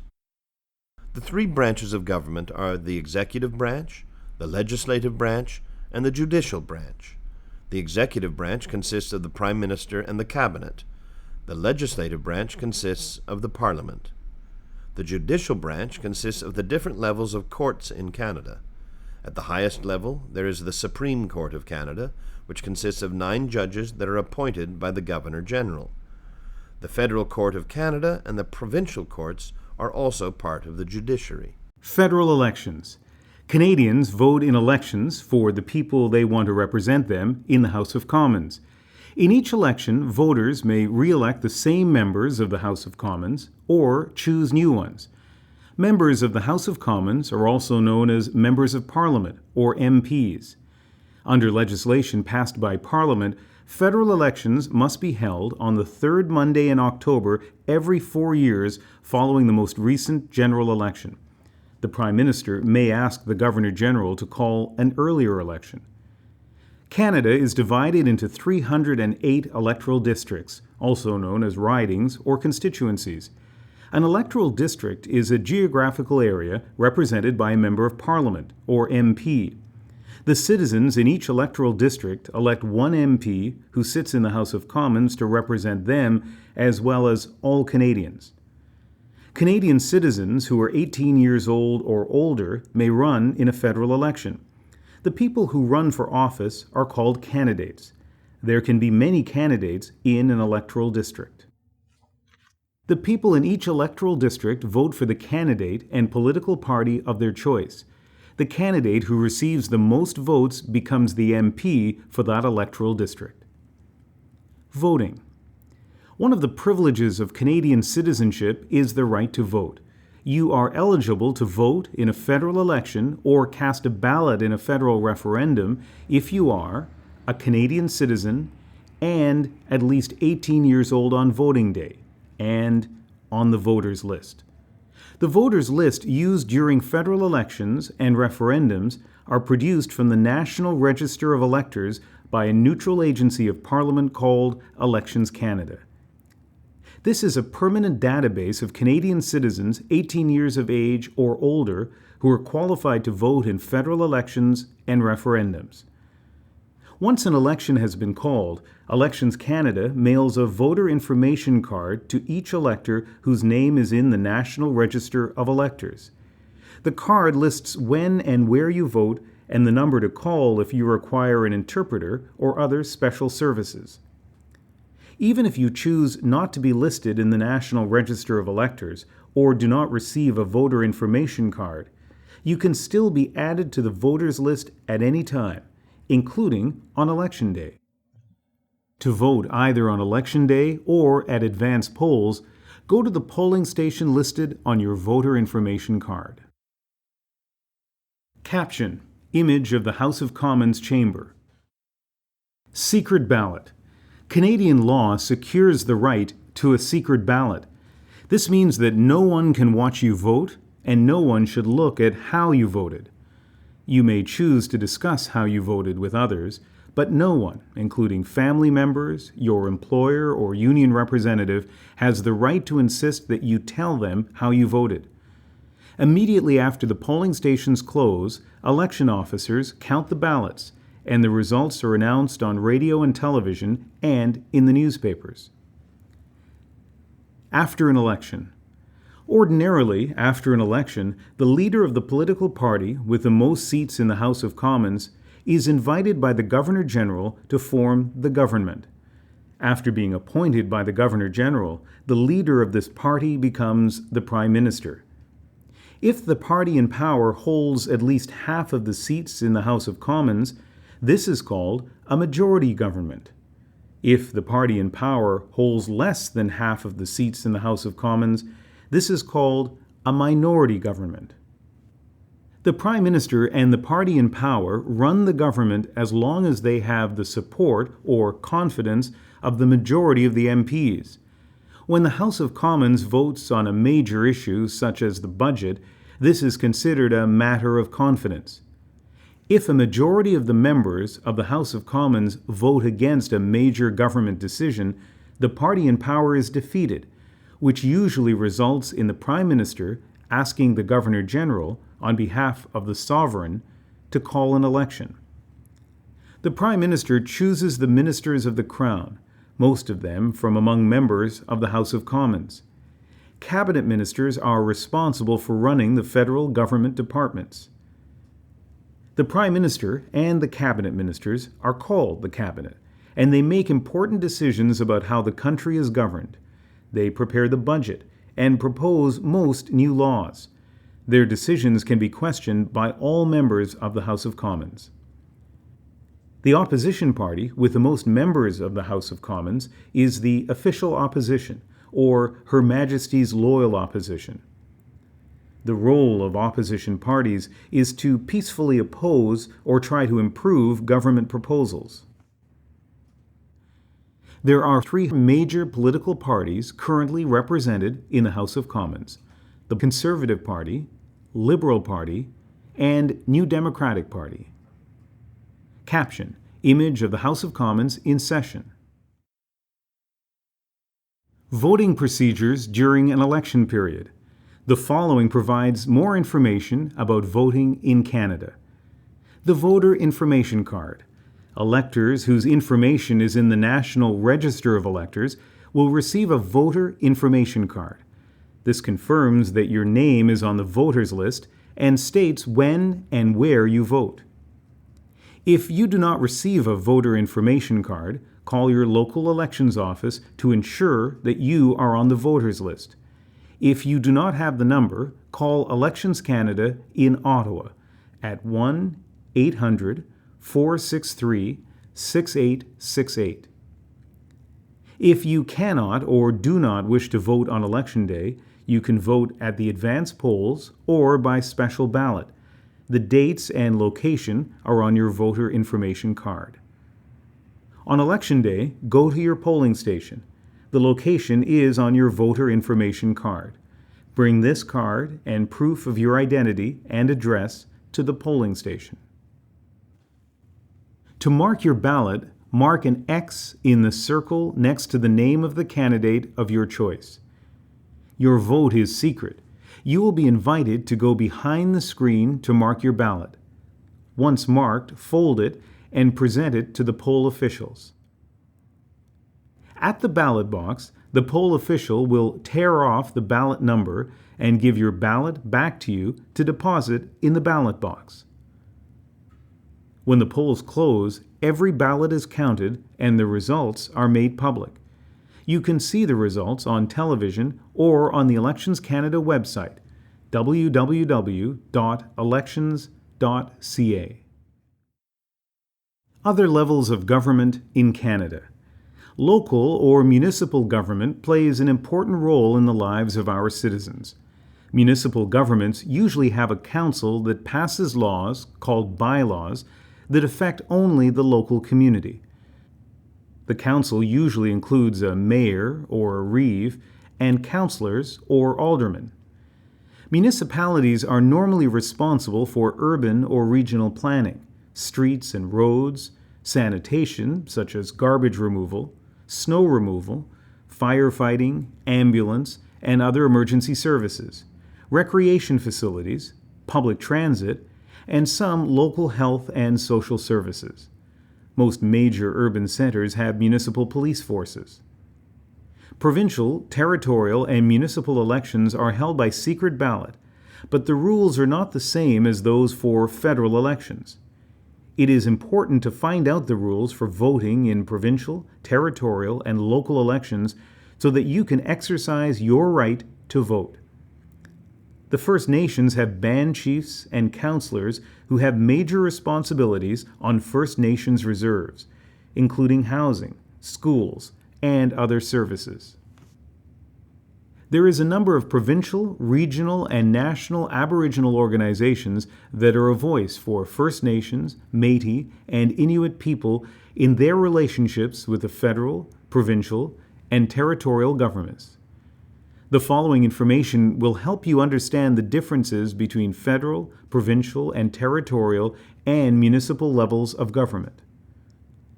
At the federal government level, the elected officials are called Members of Parliament, or MPs. Some responsibilities at this level of government include national defense, foreign policy, citizenship, policing, international trade, criminal justice, Aboriginal affairs, immigration, agriculture, environment. Of these examples, immigration, agriculture, and the environment are shared responsibilities with the provincial or territorial level of government.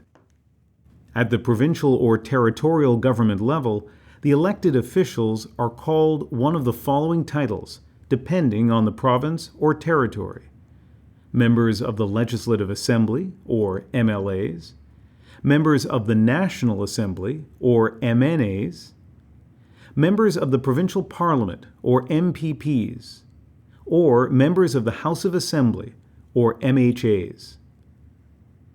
Some responsibilities at this level of government include education, healthcare, natural resources, highways, policing in Ontario and Quebec, property, and civil rights.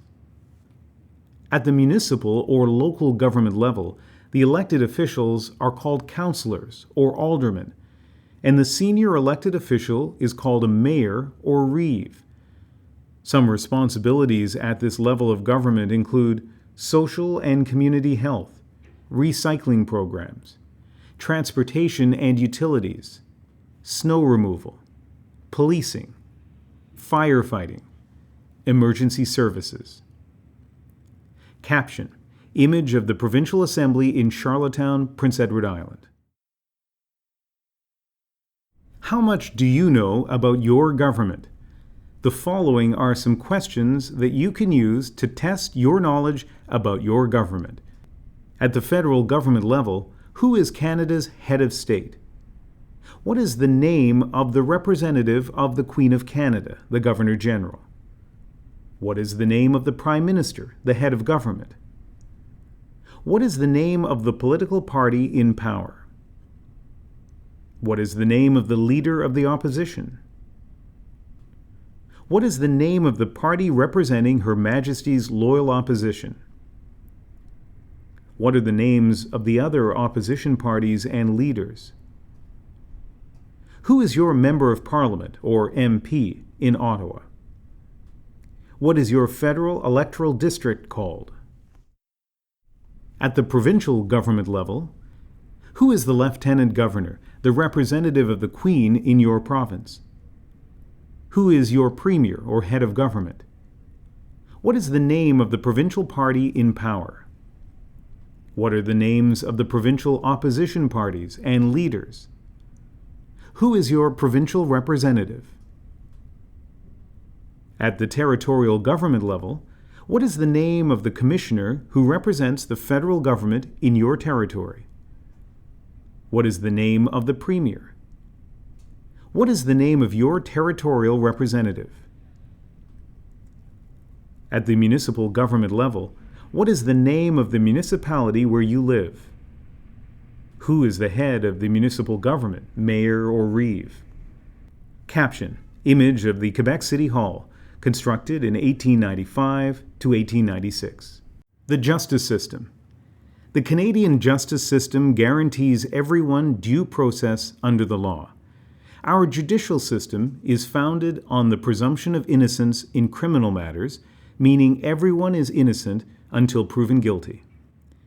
Canada's legal system is based on a heritage that includes the rule of law, freedom under the law, democratic principles, and due process. Due process is the principle that the government must respect all of the legal rights a person is entitled to under the law. Canada is governed by an organized system of laws. These laws are the written rules intended to guide people in our society. They are made by elected representatives. The courts settle disputes and the police enforce the laws. The law in Canada applies to everyone, including judges, politicians, and the police. Our laws are intended to provide order in society and a peaceful way to settle disputes and to express the values and beliefs of Canadians. Caption: Image of the scales of justice from the Vancouver Law Courts, with the caption, "The blindfolded Lady Justice symbolizes the impartial manner in which our laws are administered, blind to all considerations but the facts." Caption: Image of a border guard with a sniffer dog inspecting the trunk of a car at the Canada-US border. Courts. The Supreme Court of Canada is our country's highest court. The Federal Court of Canada deals with matters concerning the federal government. In most provinces, there is an appeal court and a trial court, sometimes called the Court of Queen's Bench or the Supreme Court. There are also provincial courts for lesser offenses, family courts, traffic courts, and small claims courts for civil cases involving small sums of money. Police. The police are there to keep people safe and to enforce the law. You can ask the police for help in all kinds of situations. If there's been an accident, if someone has stolen something from you, if you're a victim of assault, if you see a crime taking place, or if someone you know has gone missing. There are different types of police in Canada. There are provincial police forces in Ontario and Quebec, and municipal police departments in all provinces. The Royal Canadian Mounted Police, or RCMP, enforce federal laws throughout Canada and serve as the provincial police in all provinces and territories except Ontario and Quebec, as well as in some municipalities. Remember, the police are there to help you. You can also question the police about their service or conduct if you feel you need to. Almost all police forces in Canada have a process by which you can bring your concerns to the police and seek action. Getting legal help. Lawyers can help you with legal problems and act for you in court. If you cannot pay for a lawyer, in most communities there are legal aid services available free of charge or at a low cost. Captions. Image of jury benches. Image of a police constable helping a young boy. Image of a prison with caption, "Prisons have an essential role in punishing criminals and deterring crime." Canadian symbols. Canada has many important symbols, objects, events, and people that have special meaning. Together, they help explain what it means to be Canadian and express our national identity. Important Canadian symbols have been discussed throughout this booklet. The Canadian Crown. The Crown has been a symbol of the state in Canada for 400 years. Canada has been a constitutional monarchy in its own right since Confederation in 1867 during Queen Victoria's reign. Queen Elizabeth II, who has been Queen of Canada since 1952, marked her Golden Jubilee in 2002 and celebrates her Diamond Jubilee, or 60 years as sovereign, in 2012. The Crown is a symbol of government, including Parliament, the legislatures, the courts, police services, and the Canadian Forces. Caption. Image of the Mace of the House of Commons in Ottawa. Flags in Canada. A new Canadian flag was raised for the first time in 1965. The red, white, red pattern comes from the flag of the Royal Military College, Kingston, founded in 1876. Red and white had been colors of France and England since the Middle Ages, and the national colors of Canada since 1921. The Union Jack is our official royal flag. The Canadian red ensign served as the Canadian flag for about 100 years. The provinces and territories also have flags that embody their distinct traditions. Captions. Image of the Canadian flag of 1965. Image of the Canadian red ensign with caption, "The Canadian red ensign served as the national flag for 100 years and has been carried officially by veterans since 2005. The maple leaf. The maple leaf is Canada's best-known symbol. Maple leaves were adopted as a symbol by French Canadians in the 1700s, have appeared on Canadian uniforms and insignia since the 1850s, and are carved into the headstones of our fallen soldiers buried overseas and in Canada. The fleur-de-lis. It is said that the lily flower, fleur-de-lis, was adopted by the French king in the year 496. It became the symbol of French royalty for more than 1,000 years, including the colony of New France. Revived at Confederation, the fleur-de-lis was included in the Canadian red ensign. In 1948, Quebec adopted its own flag, based on the cross and the fleur-de-lis. Coat of arms and motto. As an expression of national pride after the First World War, Canada adopted an official coat of arms and a national motto, A mare usquad mare, which in Latin means from sea to sea. The arms contain symbols of England, France, Scotland, and Ireland, as well as red maple leaves. Today, the arms can be seen on dollar bills, government documents, and public buildings. Caption.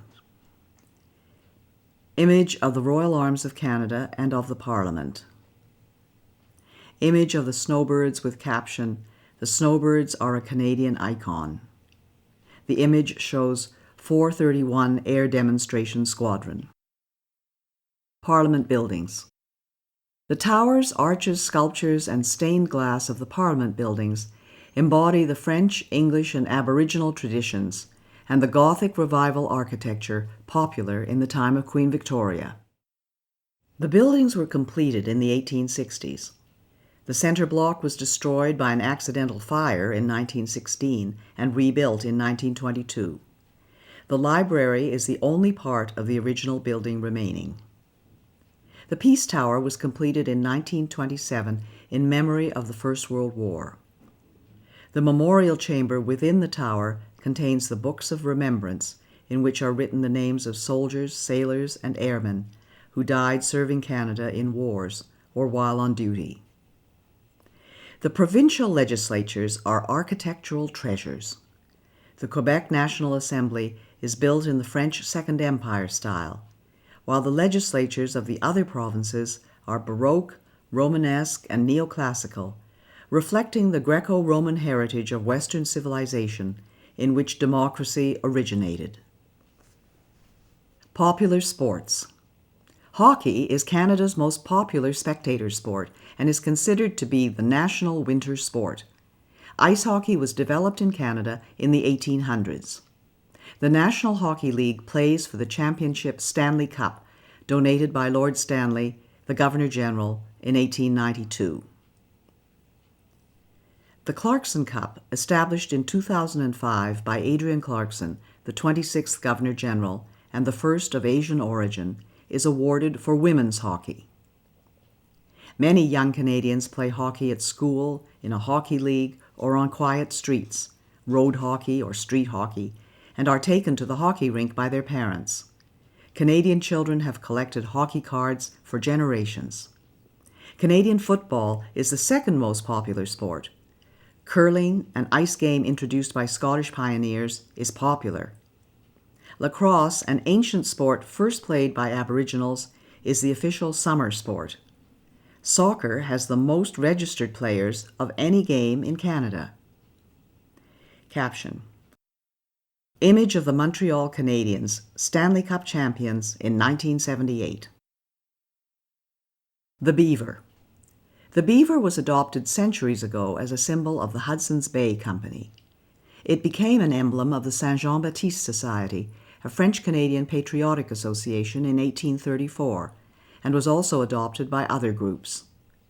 This industrious rodent can be seen on the 5-cent coin, on the coats of arms of Saskatchewan and Alberta, and of cities such as Montreal and Toronto. Caption: Image of a beaver. Canada's official languages. English and French are the two official languages and are important symbols of identity. English speakers, Anglophones, and French speakers, Francophones, have lived together in partnership and creative tension for more than 300 years. You must have adequate knowledge of English or French to become a Canadian citizen. Adult applicants 55 years of age and over are exempted from this requirement. Parliament passed the Official Languages Act in 1969. It has three main objectives: establish equality between French and English in Parliament, the Government of Canada, and institutions subject to the Act; maintain and develop official language minority communities in Canada; and promote equality of French and English in Canadian society. Caption: Image of the Royal Canadian Mounted Police in Ottawa. National Anthem. O Canada was proclaimed as the national anthem in 1980. It was first sung in Quebec City in 1880. French and English Canadians sing different words to the national anthem. O Canada, our home and native land, true patriot love in all thy sons command. With glowing hearts we see thee rise, the true north strong and free. From far and wide, O Canada, we stand on guard for thee. God keep our land, glorious and free. O Canada, we stand on guard for thee. O Canada, we stand on guard for thee. O Canada, terre de nos aïeux, ton front est ceint de fleurons glorieux, car ton bras sait porter l'épée, il sait porter la croix. Ton histoire est une épopée des plus brillants exploits, et ta valeur, de foi trompée, protégera nos foyers et nos droits, protégera nos foyers et nos droits. Royal Anthem. The Royal Anthem of Canada, God Save the Queen, or King, can be played or sung on any occasion when Canadians wish to honor the sovereign. God Save the Queen. God save our gracious Queen, long live our noble Queen. God save the Queen. Send her victorious, happy and glorious, long to reign over us. God save the Queen. Dieu protège la reine. Dieu protège la reine de sa main souveraine. Vive la reine, qu'un règne glorieux, long et victorieux, ronde son peuple heureux. Vive la reine. The Order of Canada and other honors. All countries have ways to recognize outstanding citizens. Official awards are called honors, consisting of orders, decorations, and medals. After using British honors for many years, Canada started its own honors system with the Order of Canada in 1967, the centennial of Confederation.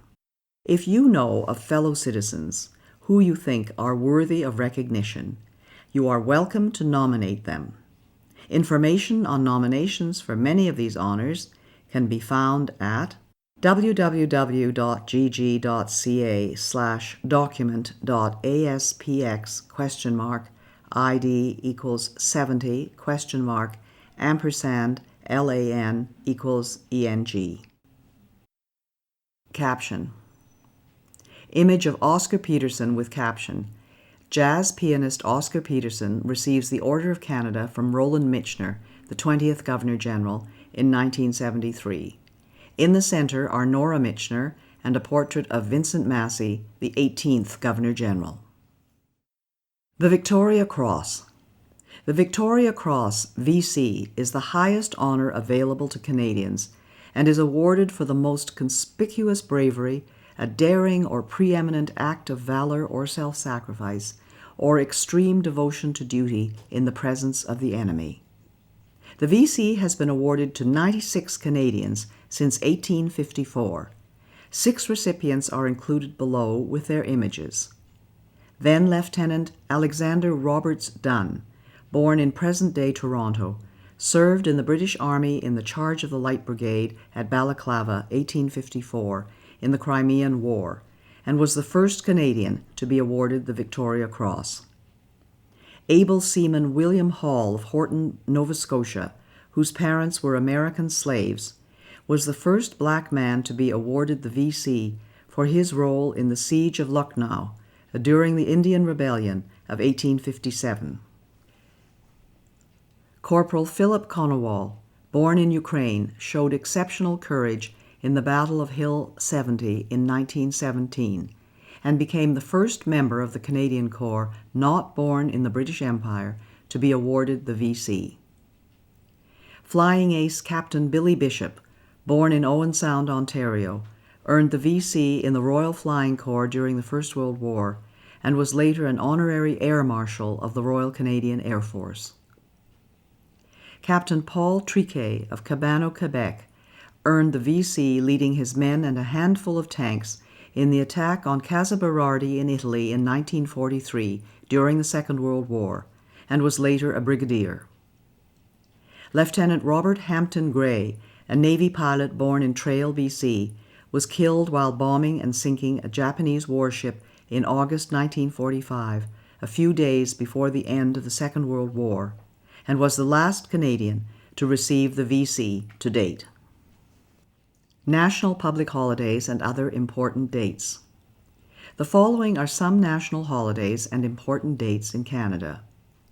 New Year's Day is January 1st. Sir John A. Macdonald Day is January 11th. Good Friday is the Friday immediately preceding Easter Sunday. Easter Monday is the Monday immediately following Easter Sunday. Vimy Day is April 9th. Victoria Day is the Monday preceding May 25th, which is the Sovereign's birthday. Fête Nationale is a holiday celebrated in Quebec on June 24th, which is the feast of St. John the Baptist. Canada Day is July 1st. Labor Day is the first Monday of September. Thanksgiving Day is the second Monday of October. Remembrance Day is November 11th. Sir Wilfrid Laurier Day is November 20th. Christmas Day is December 25th. Boxing Day is December 26th. Canada's economy, a trading nation. Canada has always been a trading nation, and commerce remains the engine of economic growth. As Canadians, we could not maintain our standard of living without engaging in trade with other nations. In 1988, Canada enacted free trade with the United States. Mexico became a partner in 1994 in the broader North American Free Trade Agreement, NAFTA, with over 444 million people and over $1 trillion in merchandise trade in 2008. Today, Canada has one of the 10 largest economies in the world and is part of the G8 group of leading industrialized countries, with the United States, Germany, the United Kingdom, Italy, France, Japan, and Russia. Canada's economy includes 3 main types of industries. Service industries provide thousands of different jobs in areas like transportation, education, healthcare, construction, banking, communications, retail services, tourism, and government. More than 75% of working Canadians now have jobs in service industries. Manufacturing industries make products to sell in Canada and around the world. Manufactured products include paper, high-technology equipment, aerospace technology, automobiles, machinery, food, clothing, and many other goods. Our largest international trading partner is the United States. Natural resources industries include forestry, fishing, agriculture, mining, and energy. These industries have played an important part in the country's history and development. Today, the economy of many areas of the country still depends on developing natural resources, and a large percentage of Canada's exports are natural resources commodities. Caption: Images of a lumber truck, of oil pump jacks in Alberta, of Atlantic lobster, and of a hydroelectric dam on the Saguenay River, Quebec. Canada enjoys close relations with the United States, and each is the other's largest trading partner. Over 3/4 of Canadian exports are destined for the USA. In fact, we have the biggest bilateral trading relationship in the world. Integrated Canada-USA supply chains compete with the rest of the world. Canada exports billions of dollars worth of energy products, industrial goods, machinery, equipment, automotive, agricultural, fishing and forestry products, and consumer goods every year. Millions of Canadians and Americans cross every year and in safety what is traditionally known as the world's longest undefended border. At Blaine in the state of Washington, the Peace Arch, inscribed with the words, "Children of a common mother" and "Brethren dwelling together in unity," symbolizes our close ties and common interests. Caption: Images of a car assembly plant in Oakville, Ontario, of the Port of Vancouver, of a research laboratory, of RIM's BlackBerry device, and of ice wine grapes in the Niagara region in Ontario. Canada's regions. Canada is the second largest country on Earth, with 10 million square kilometers. 3 oceans line Canada's frontiers: the Pacific Ocean in the west, the Atlantic Ocean in the east, and the Arctic Ocean to the north. Along the southern edge of Canada lies the Canada-United States boundary. Both Canada and the USA are committed to a safe, secure, and efficient frontier. The regions of Canada. Canada includes many different geographical areas and 5 distinct regions, which are the Atlantic Provinces, Central Canada, the Prairie Provinces, the West Coast, and the Northern Territories. The national capital. Ottawa, located on the Ottawa River, was chosen as the capital in 1857 by Queen Victoria, the great-great-grandmother of Queen Elizabeth II. Today, it is Canada's 4th largest metropolitan area. The National Capital Region, 4,700 square kilometers surrounding Ottawa, preserves and enhances the area's built heritage and natural environment. Caption: Image of the Ottawa's Rideau Canal with caption: Ottawa's Rideau Canal, once a military waterway, is now a tourist attraction and winter skateway. Provinces and territories. Canada has 10 provinces and 3 territories. Each province and territory has its own capital city. You should know the capital of your province or territory as well as that of Canada. Population. Canada has a population of about 34 million people. While the majority live in cities, Canadians also live in small towns, rural areas, and everywhere in between. Caption: Images of the Banff National Park in Alberta and of Peggy's Cove Harbour in Nova Scotia. The following list identifies the capital cities in each province and territory. In the Atlantic provinces, St. John's is the capital of Newfoundland and Labrador. Charlottetown is the capital of Prince Edward Island. Halifax is the capital of Nova Scotia, and Fredericton is the capital of New Brunswick. In central Canada, Quebec City is the capital of Quebec. Toronto is the capital of Ontario. In the Prairie provinces, Winnipeg is the capital of Manitoba, Regina is the capital of Saskatchewan, and Edmonton is the capital of Alberta. On the west coast, Victoria is the capital of British Columbia. In the Northern Territories, Iqaluit is the capital of Nunavut. Yellowknife is the capital of the Northwest Territories, and Whitehorse is the capital of the Yukon Territory. The Atlantic Provinces. Atlantic Canada's coasts and natural resources, including fishing, farming, forestry, and mining, have made these provinces an important part of Canada's history and development. The Atlantic Ocean brings cool winters and cool, humid summers. Newfoundland and Labrador. Newfoundland and Labrador is the most easterly point in North America and has its own time zone. In addition to its natural beauty, the province has a unique heritage linked to the sea. The oldest colony of the British Empire and a strategic prize in Canada's early history, the province has long been known for its fisheries, coastal fishing villages, and distinct culture. Today, offshore oil and gas extraction contributes a substantial part of the economy. Labrador also has immense hydroelectric resources. Prince Edward Island. Prince Edward Island, PEI, is the smallest province, known for its beaches, red soil, and agriculture, especially potatoes. PEI is the birthplace of Confederation, connected to mainland Canada by one of the longest continuous multi-span bridges in the world, the Confederation Bridge. Anne of Green Gables, set in PEI by Lucy Maud Montgomery, is a much-loved story about the adventures of a little red-headed orphan girl. Nova Scotia. Nova Scotia is the most populous Atlantic province, with a rich history as the gateway to Canada. Known for the world's highest tides in the Bay of Fundy, the province's identity is linked to shipbuilding, fisheries, and shipping. As Canada's largest east coast port, deep water and ice-free, the capital, Halifax, has played an important role in Atlantic trade and defense and is home to Canada's largest naval base. Nova Scotia has a long history of coal mining, forestry, and agriculture. Today, there is also offshore oil and gas exploration. The province's Celtic and Gaelic traditions sustain a vibrant culture. Nova Scotia is home to over 700 annual festivals, including the spectacular military tattoo in Halifax. New Brunswick. Situated in the Appalachian Range, the province was founded by the United Empire Loyalists and has the second largest river system on North America's Atlantic coastline, the St. John River System. Forestry, agriculture, fisheries, mining, food processing, and tourism are the principal industries. St. John is the largest city, port, and manufacturing center. Moncton is the principal Francophone Acadian center, and Fredericton the historic capital.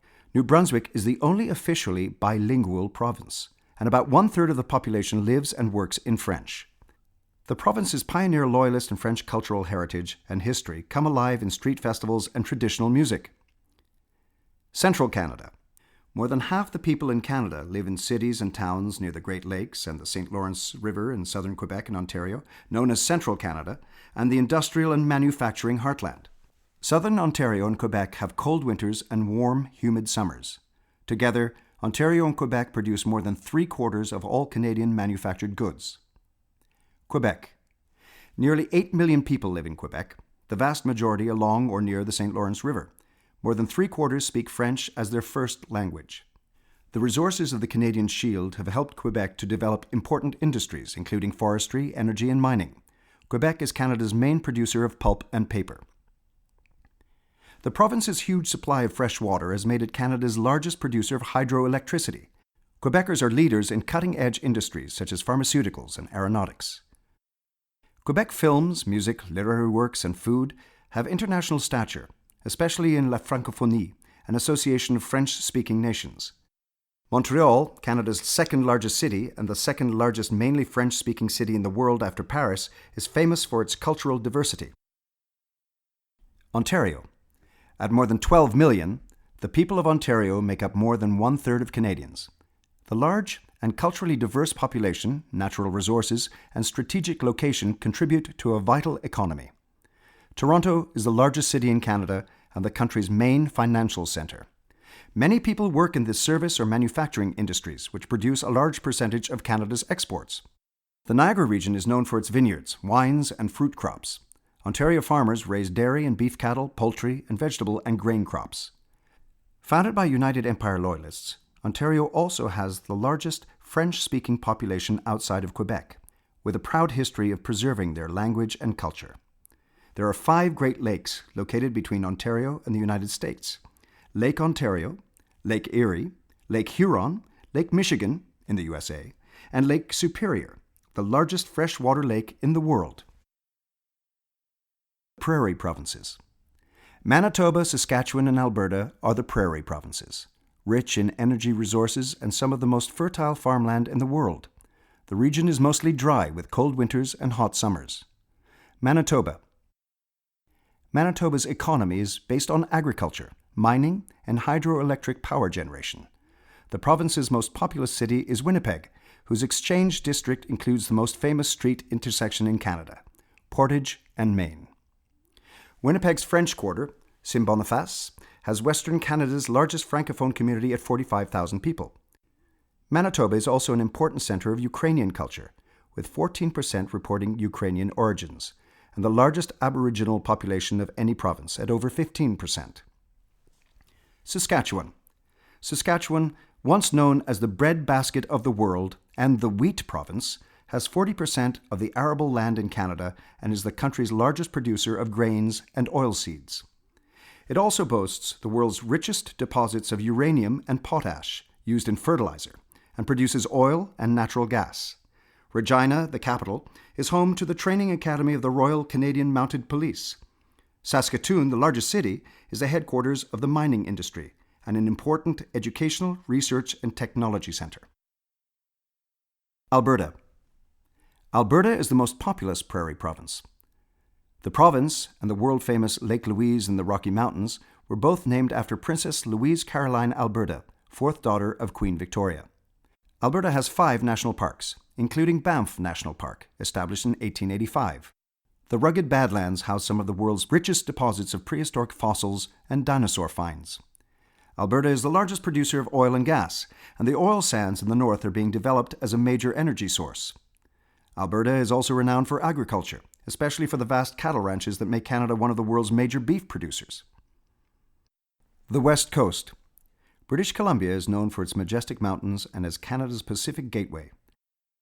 The Port of Vancouver, Canada's largest and busiest, handles billions of dollars in goods traded around the world.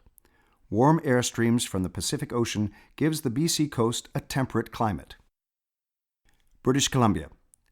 British Columbia, or BC, on the Pacific coast, is Canada's westernmost province, with a population of 4 million. The Port of Vancouver is our gateway to the Asia-Pacific. About 1/2 of all the goods produced in BC are forestry products, including lumber, newsprint, and pulp and paper products, the most valuable forestry industry in Canada. BC is also known for mining, fishing, and the fruit orchards and wine industry of the Okanagan Valley. BC has the most extensive park system in Canada, with approximately 600 provincial parks. The province's large Asian communities have made Chinese and Punjabi the most spoken languages in the cities after English. The capital, Victoria, is a tourist centre and headquarters of the Navy's Pacific Fleet. The Northern Territories. The Northwest Territories, Nunavut, and Yukon contain 1/3 of Canada's landmass but have a population of only 100,000 people. There are gold, lead, copper, diamond, and zinc mines. Oil and gas deposits are being developed. The North is often referred to as the land of the midnight sun because at the height of summer, daylight can last up to 24 hours. In the winter, the sun disappears and darkness sets in for 3 months. The Northern Territories have long, cold winters and short, cool summers. Much of the north is made up of tundra, the vast rocky Arctic plain. Because of the cold Arctic climate, there are no trees on the tundra and the soil is permanently frozen. Some continue to earn a living by hunting, fishing, and trapping. Inuit art is sold throughout Canada and around the world. Yukon. Thousands of miners came to the Yukon during the gold rush of the 1890s. As celebrated in the poetry of Robert W. Service, mining remains a significant part of the economy. The White Pass and Yukon Railway opened from Skagway in neighboring Alaska to the territorial capital, Whitehorse, in 1900, and provides a spectacular tourist excursion across precipitous passes and bridges.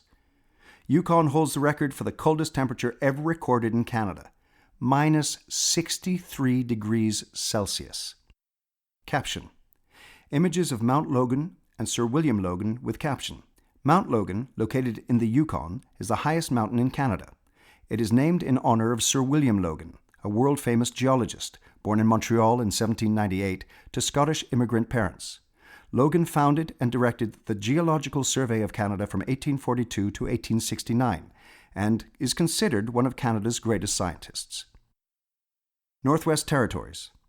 The Northwest Territories, NWT, were originally made up in 1870 from Rupert's Land and the Northwestern Territory.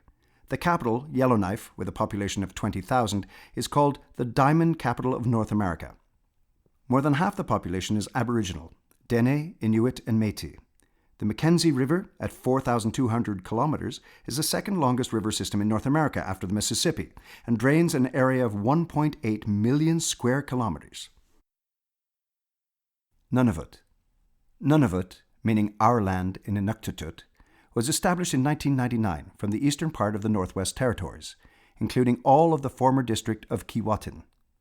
The capital is Iqaluit, formerly Frobisher Bay, named after the English explorer Martin Frobisher, who penetrated the uncharted Arctic for Queen Elizabeth I in 1576. The 19-member Legislative Assembly chooses a premier and ministers by consensus. The population is about 85% Inuit, and Inuktitut is an official language and the first language in schools. Captions. Image of an Inuit boy in Nunavut. Image of a caribou with caption. The caribou, also called reindeer, is a popular game for hunters and a symbol of Canada's north. The Canadian Rangers. Canada's vast north brings security and sovereignty challenges. Dealing with harsh weather conditions in an isolated region, the Canadian Rangers, part of the Canadian Forces Reserves, militia, play a key role. Drawing on Indigenous knowledge and experience, the Rangers travel by snowmobile in the winter and all-terrain vehicles in the summer from Resolute to the magnetic North Pole and keep the flag flying in Canada's Arctic.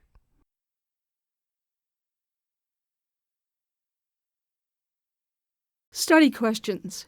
One of the basic requirements of citizenship is to demonstrate that you have adequate knowledge of Canada. The Citizenship Test is used to assess your knowledge of Canada and the rights and responsibilities of being a citizen in Canada. All the Citizenship Test questions are based on information provided in this study guide. You will be asked about facts and ideas presented in the guide. The following questions are similar to the questions that are found on the Citizenship Test. Use these questions to prepare for your test. All the answers can be found in this study guide. What are the 3 responsibilities of citizenship? A. Being loyal to Canada, recycling newspapers, serving in the Navy, Army, or Air Force. B. Obeying the law, taking responsibility for oneself and one's family, serving on a jury. C. Learning both official languages, voting in elections, belonging to a union. D. Buying Canadian products, owning your own business, using less water. The correct answer is B. Obeying the law, taking responsibility for oneself and one's family, serving on a jury. What is the meaning of the Remembrance Day poppy? A. To remember our sovereign, Queen Elizabeth II. B. To celebrate Confederation. C. To honor prime ministers who have died. D. To remember the sacrifice of Canadians who have served or died in wars up to the present day. The correct answer is D. To remember the sacrifice of Canadians who have served or died in wars up to the present day. 3. How are members of Parliament chosen? A. They are appointed by the United Nations. B. They are chosen by the provincial premiers. C. They are elected by voters in their local constituency or riding. D. They are elected by landowners and police chiefs. The correct answer is C. They are elected by voters in their local constituency or riding. Other study questions. The following are some other study questions that you can use to prepare for the Citizenship Test. Name 2 key documents that contain our rights and freedoms. Identify 4 rights that Canadians enjoy. Name 4 fundamental freedoms that Canadians enjoy. What is meant by the equality of women and men? What are some examples of taking responsibility for yourself and your family? Who were the founding peoples of Canada? Who are the Métis? What does the word Inuit mean? What is meant by the term responsible government? Who was Sir Louis Hippolyte Lafontaine? What did the Canadian Pacific Railway symbolize? What does Confederation mean? What is the significance of the discovery of insulin by Sir Frederick Banting and Charles Best? What does it mean to say that Canada is a constitutional monarchy? What are the three branches of government? What is the difference between the role of the Queen and that of the Prime Minister? What is the highest honor that Canadians can receive? When you go to vote on Election Day, what do you do? Who is entitled to vote in Canadian federal elections? In Canada, are you obliged to tell other people how you voted? After an election, which party forms the government? Who is your member of Parliament? What are the three levels of government? What is the role of the courts in Canada? In Canada, are you allowed to question the police about their service or conduct? Name 2 Canadian symbols. What provinces are referred to as the Atlantic provinces? What is the capital of the province or territory that you live in? For more information about Canadian citizenship, you can obtain citizenship application information and take advantage of the many resources that are available. By telephone. For all areas within Canada, the toll-free call center number is 1-888-242-2100. Online. You can visit the Citizenship and Immigration website at www.cic.gc.ca.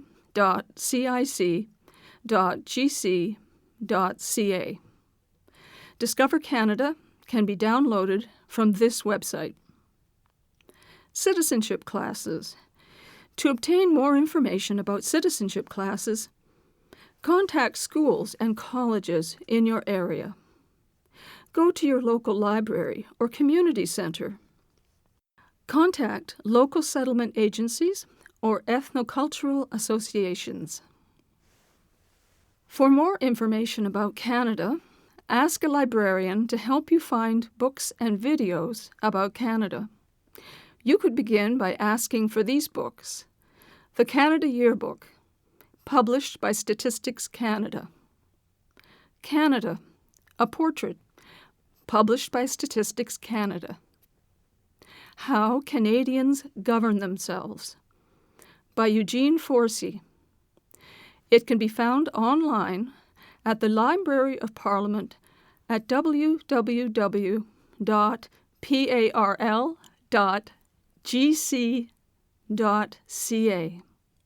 The Canadian Encyclopedia, including the Youth Encyclopedia of Canada, www.thecanadianencyclopedia.com. The Story of Canada, written by Janet Lunn and Christopher Moore, published by Leicester Publishing Limited. Symbols of Canada, published by Canadian Heritage. A Crown of Maples, published by Canadian Heritage. Canada, A People's History, Canadian Broadcasting Corporation. Canada's History, published by Canada's National History Society. Kayak, Canada's history magazine for kids, published by Canada's National History Society. For more information about federal programs and services, you can obtain information about Canada by telephone or on the Internet. By telephone, call toll-free 1-800-O-Canada, 1-800-622-6232, or 1-800-465-7735 TTY. Internet. The Government of Canada website contains information about many government programs and services. It can be found at www.canada.gc.ca. The following are other websites of interest that provide information on topics found in this guide. Websites about Canada. The Crown and Governor-General, www.gg.ca. Canadian Heritage, www.pch.gc.ca.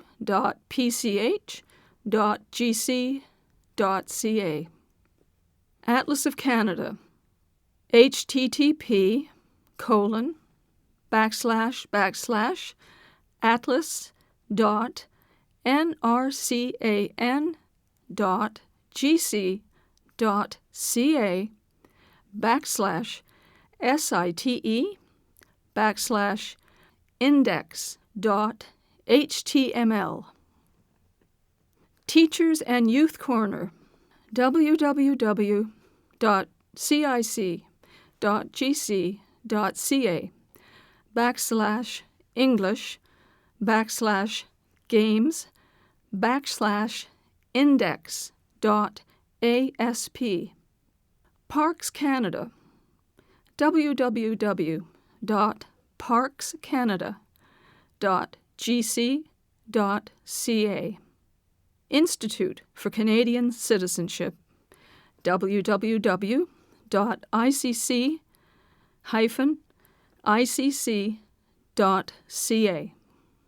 The Historica Dominion Institute, www.historica-dominion.ca. The Canadian Experience, a civic literacy project for the new mainstream, www.cdnexperience.ca. Websites about Canadian history.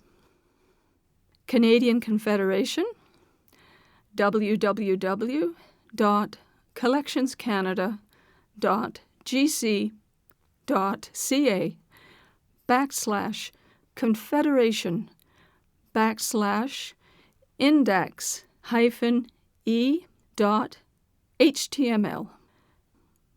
Confederation for Kids, www.confederation/confederation/kids/e.html.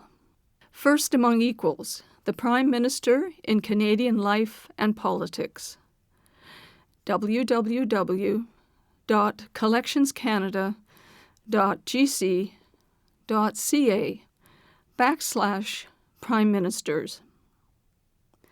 Virtual Museum of Canada, www.virtualmuseum.ca. Canadian War Museum, www.warmuseum.ca. Canadian Black History, www.cic.gc.ca/English/games/main.asp. Websites about military history and remembrance. A Day of Remembrance, www.vac-history/other/dayremembrance.pdf. Heroes and Poppies, An Introduction to Remembrance, available in hard copy version only. Order at https:// CR orders command ESCSS VAC ACC .gc.ca /order.php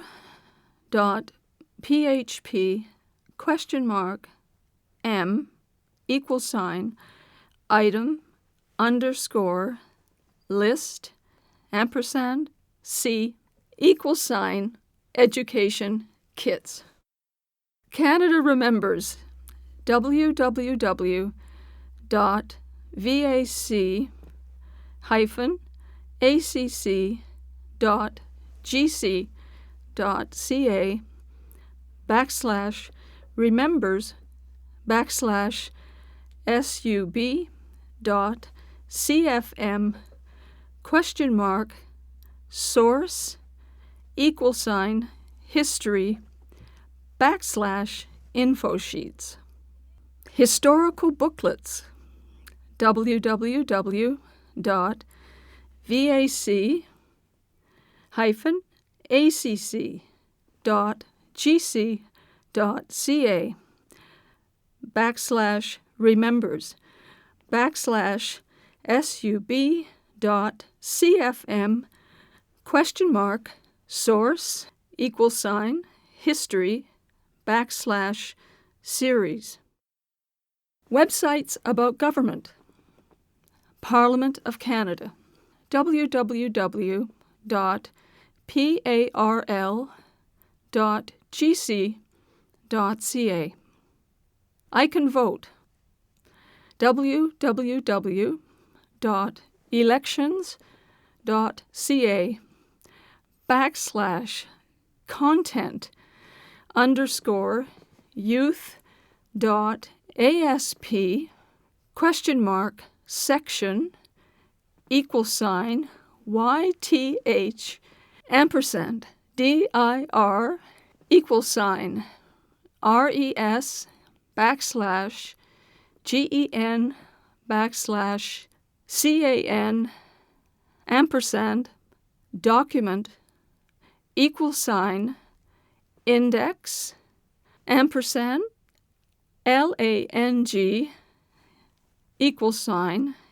E text only false.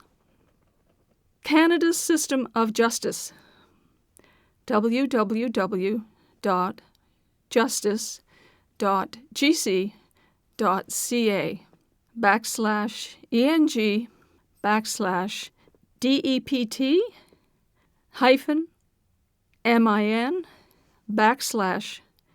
/PUB /JUST. Websites about geography. Geography quizzes.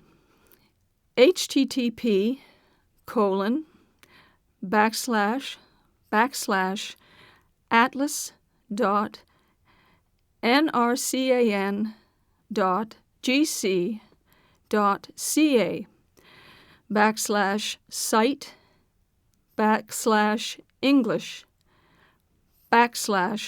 /learning resources /quizzes /index.html. Websites about creating a greener Canada. Sustainable development. www.pc.gc.ca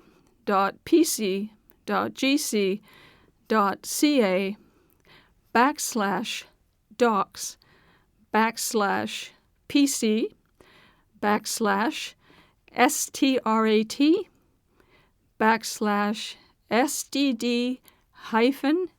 /sdd-sds 2007 /index_e.asp. Being energy efficient. www.nrcan.gc.ca /ENEENE EFF/EFF/index-eng.php. Websites about getting involved. Volunteer Canada, www.volunteer.ca. Volunteer opportunities related to the environment. www.ec.gc.ca/n=0FD21FB8-1.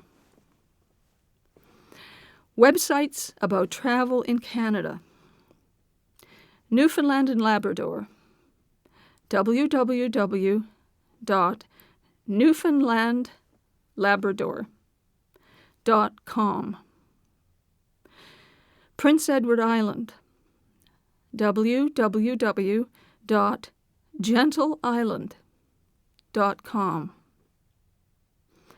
Nova Scotia, www.novascotia.com. New Brunswick, www.tourismnewbrunswick.ca.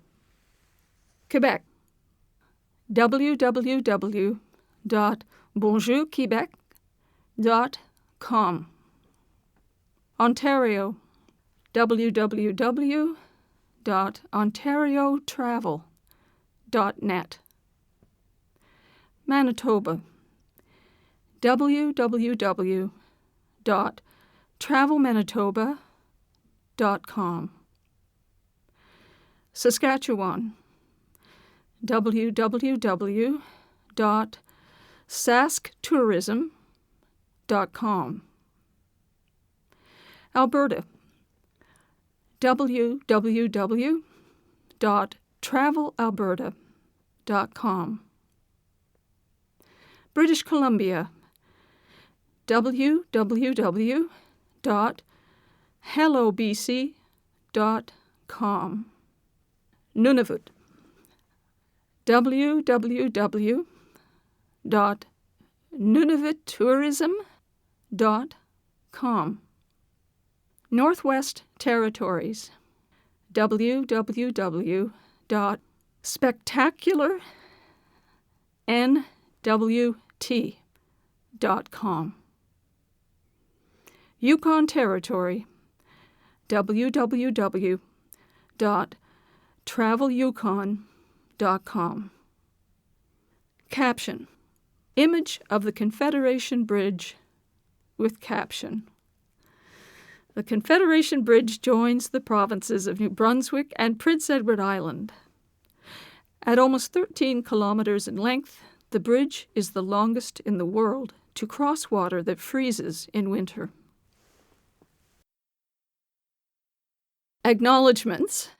The following Government of Canada departments and agencies were involved in the development of Discover Canada: Canadian Heritage, Canadian Human Rights Commission, Citizenship and Immigration Canada, Office of the Commissioner of Official Languages, Elections Canada, Environment Canada, Indian and Northern Affairs Canada, Industry Canada, Justice Canada, Library and Archives Canada, Library of Parliament, Natural Resources Canada, Parks Canada, Veterans Affairs Canada.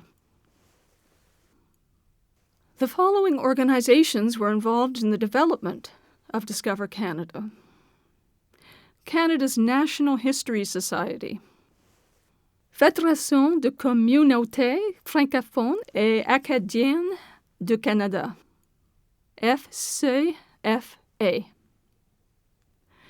The Historica Dominion Institute, Institute for Canadian Citizenship. The following individuals were involved in the development of Discover Canada: Dr. Janet Azenstadt, Mr. Curtis Barlow, Dr. Randy Boyagoda, Mr. Marc Chalafaux,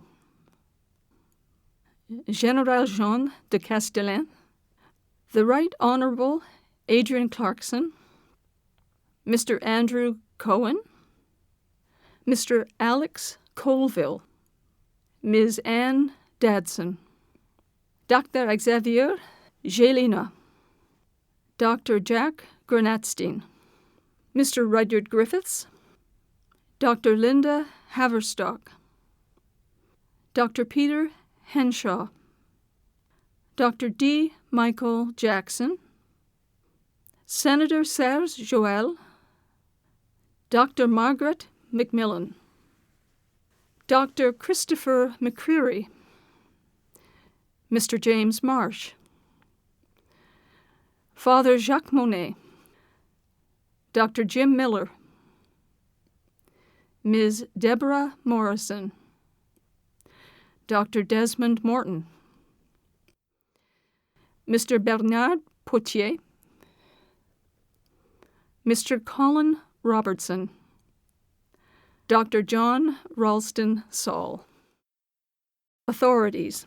The following are the legal authorities under which Canada's citizenship program is administered. Section 5 of the Citizenship Act. Section 5, subsection 1. The Minister shall grant citizenship to any person who has an adequate knowledge of Canada and the responsibilities and privileges of citizenship. Section 15 of the Citizenship Regulations. Knowledge of Canada and citizenship criteria. Section 15, subsection 1.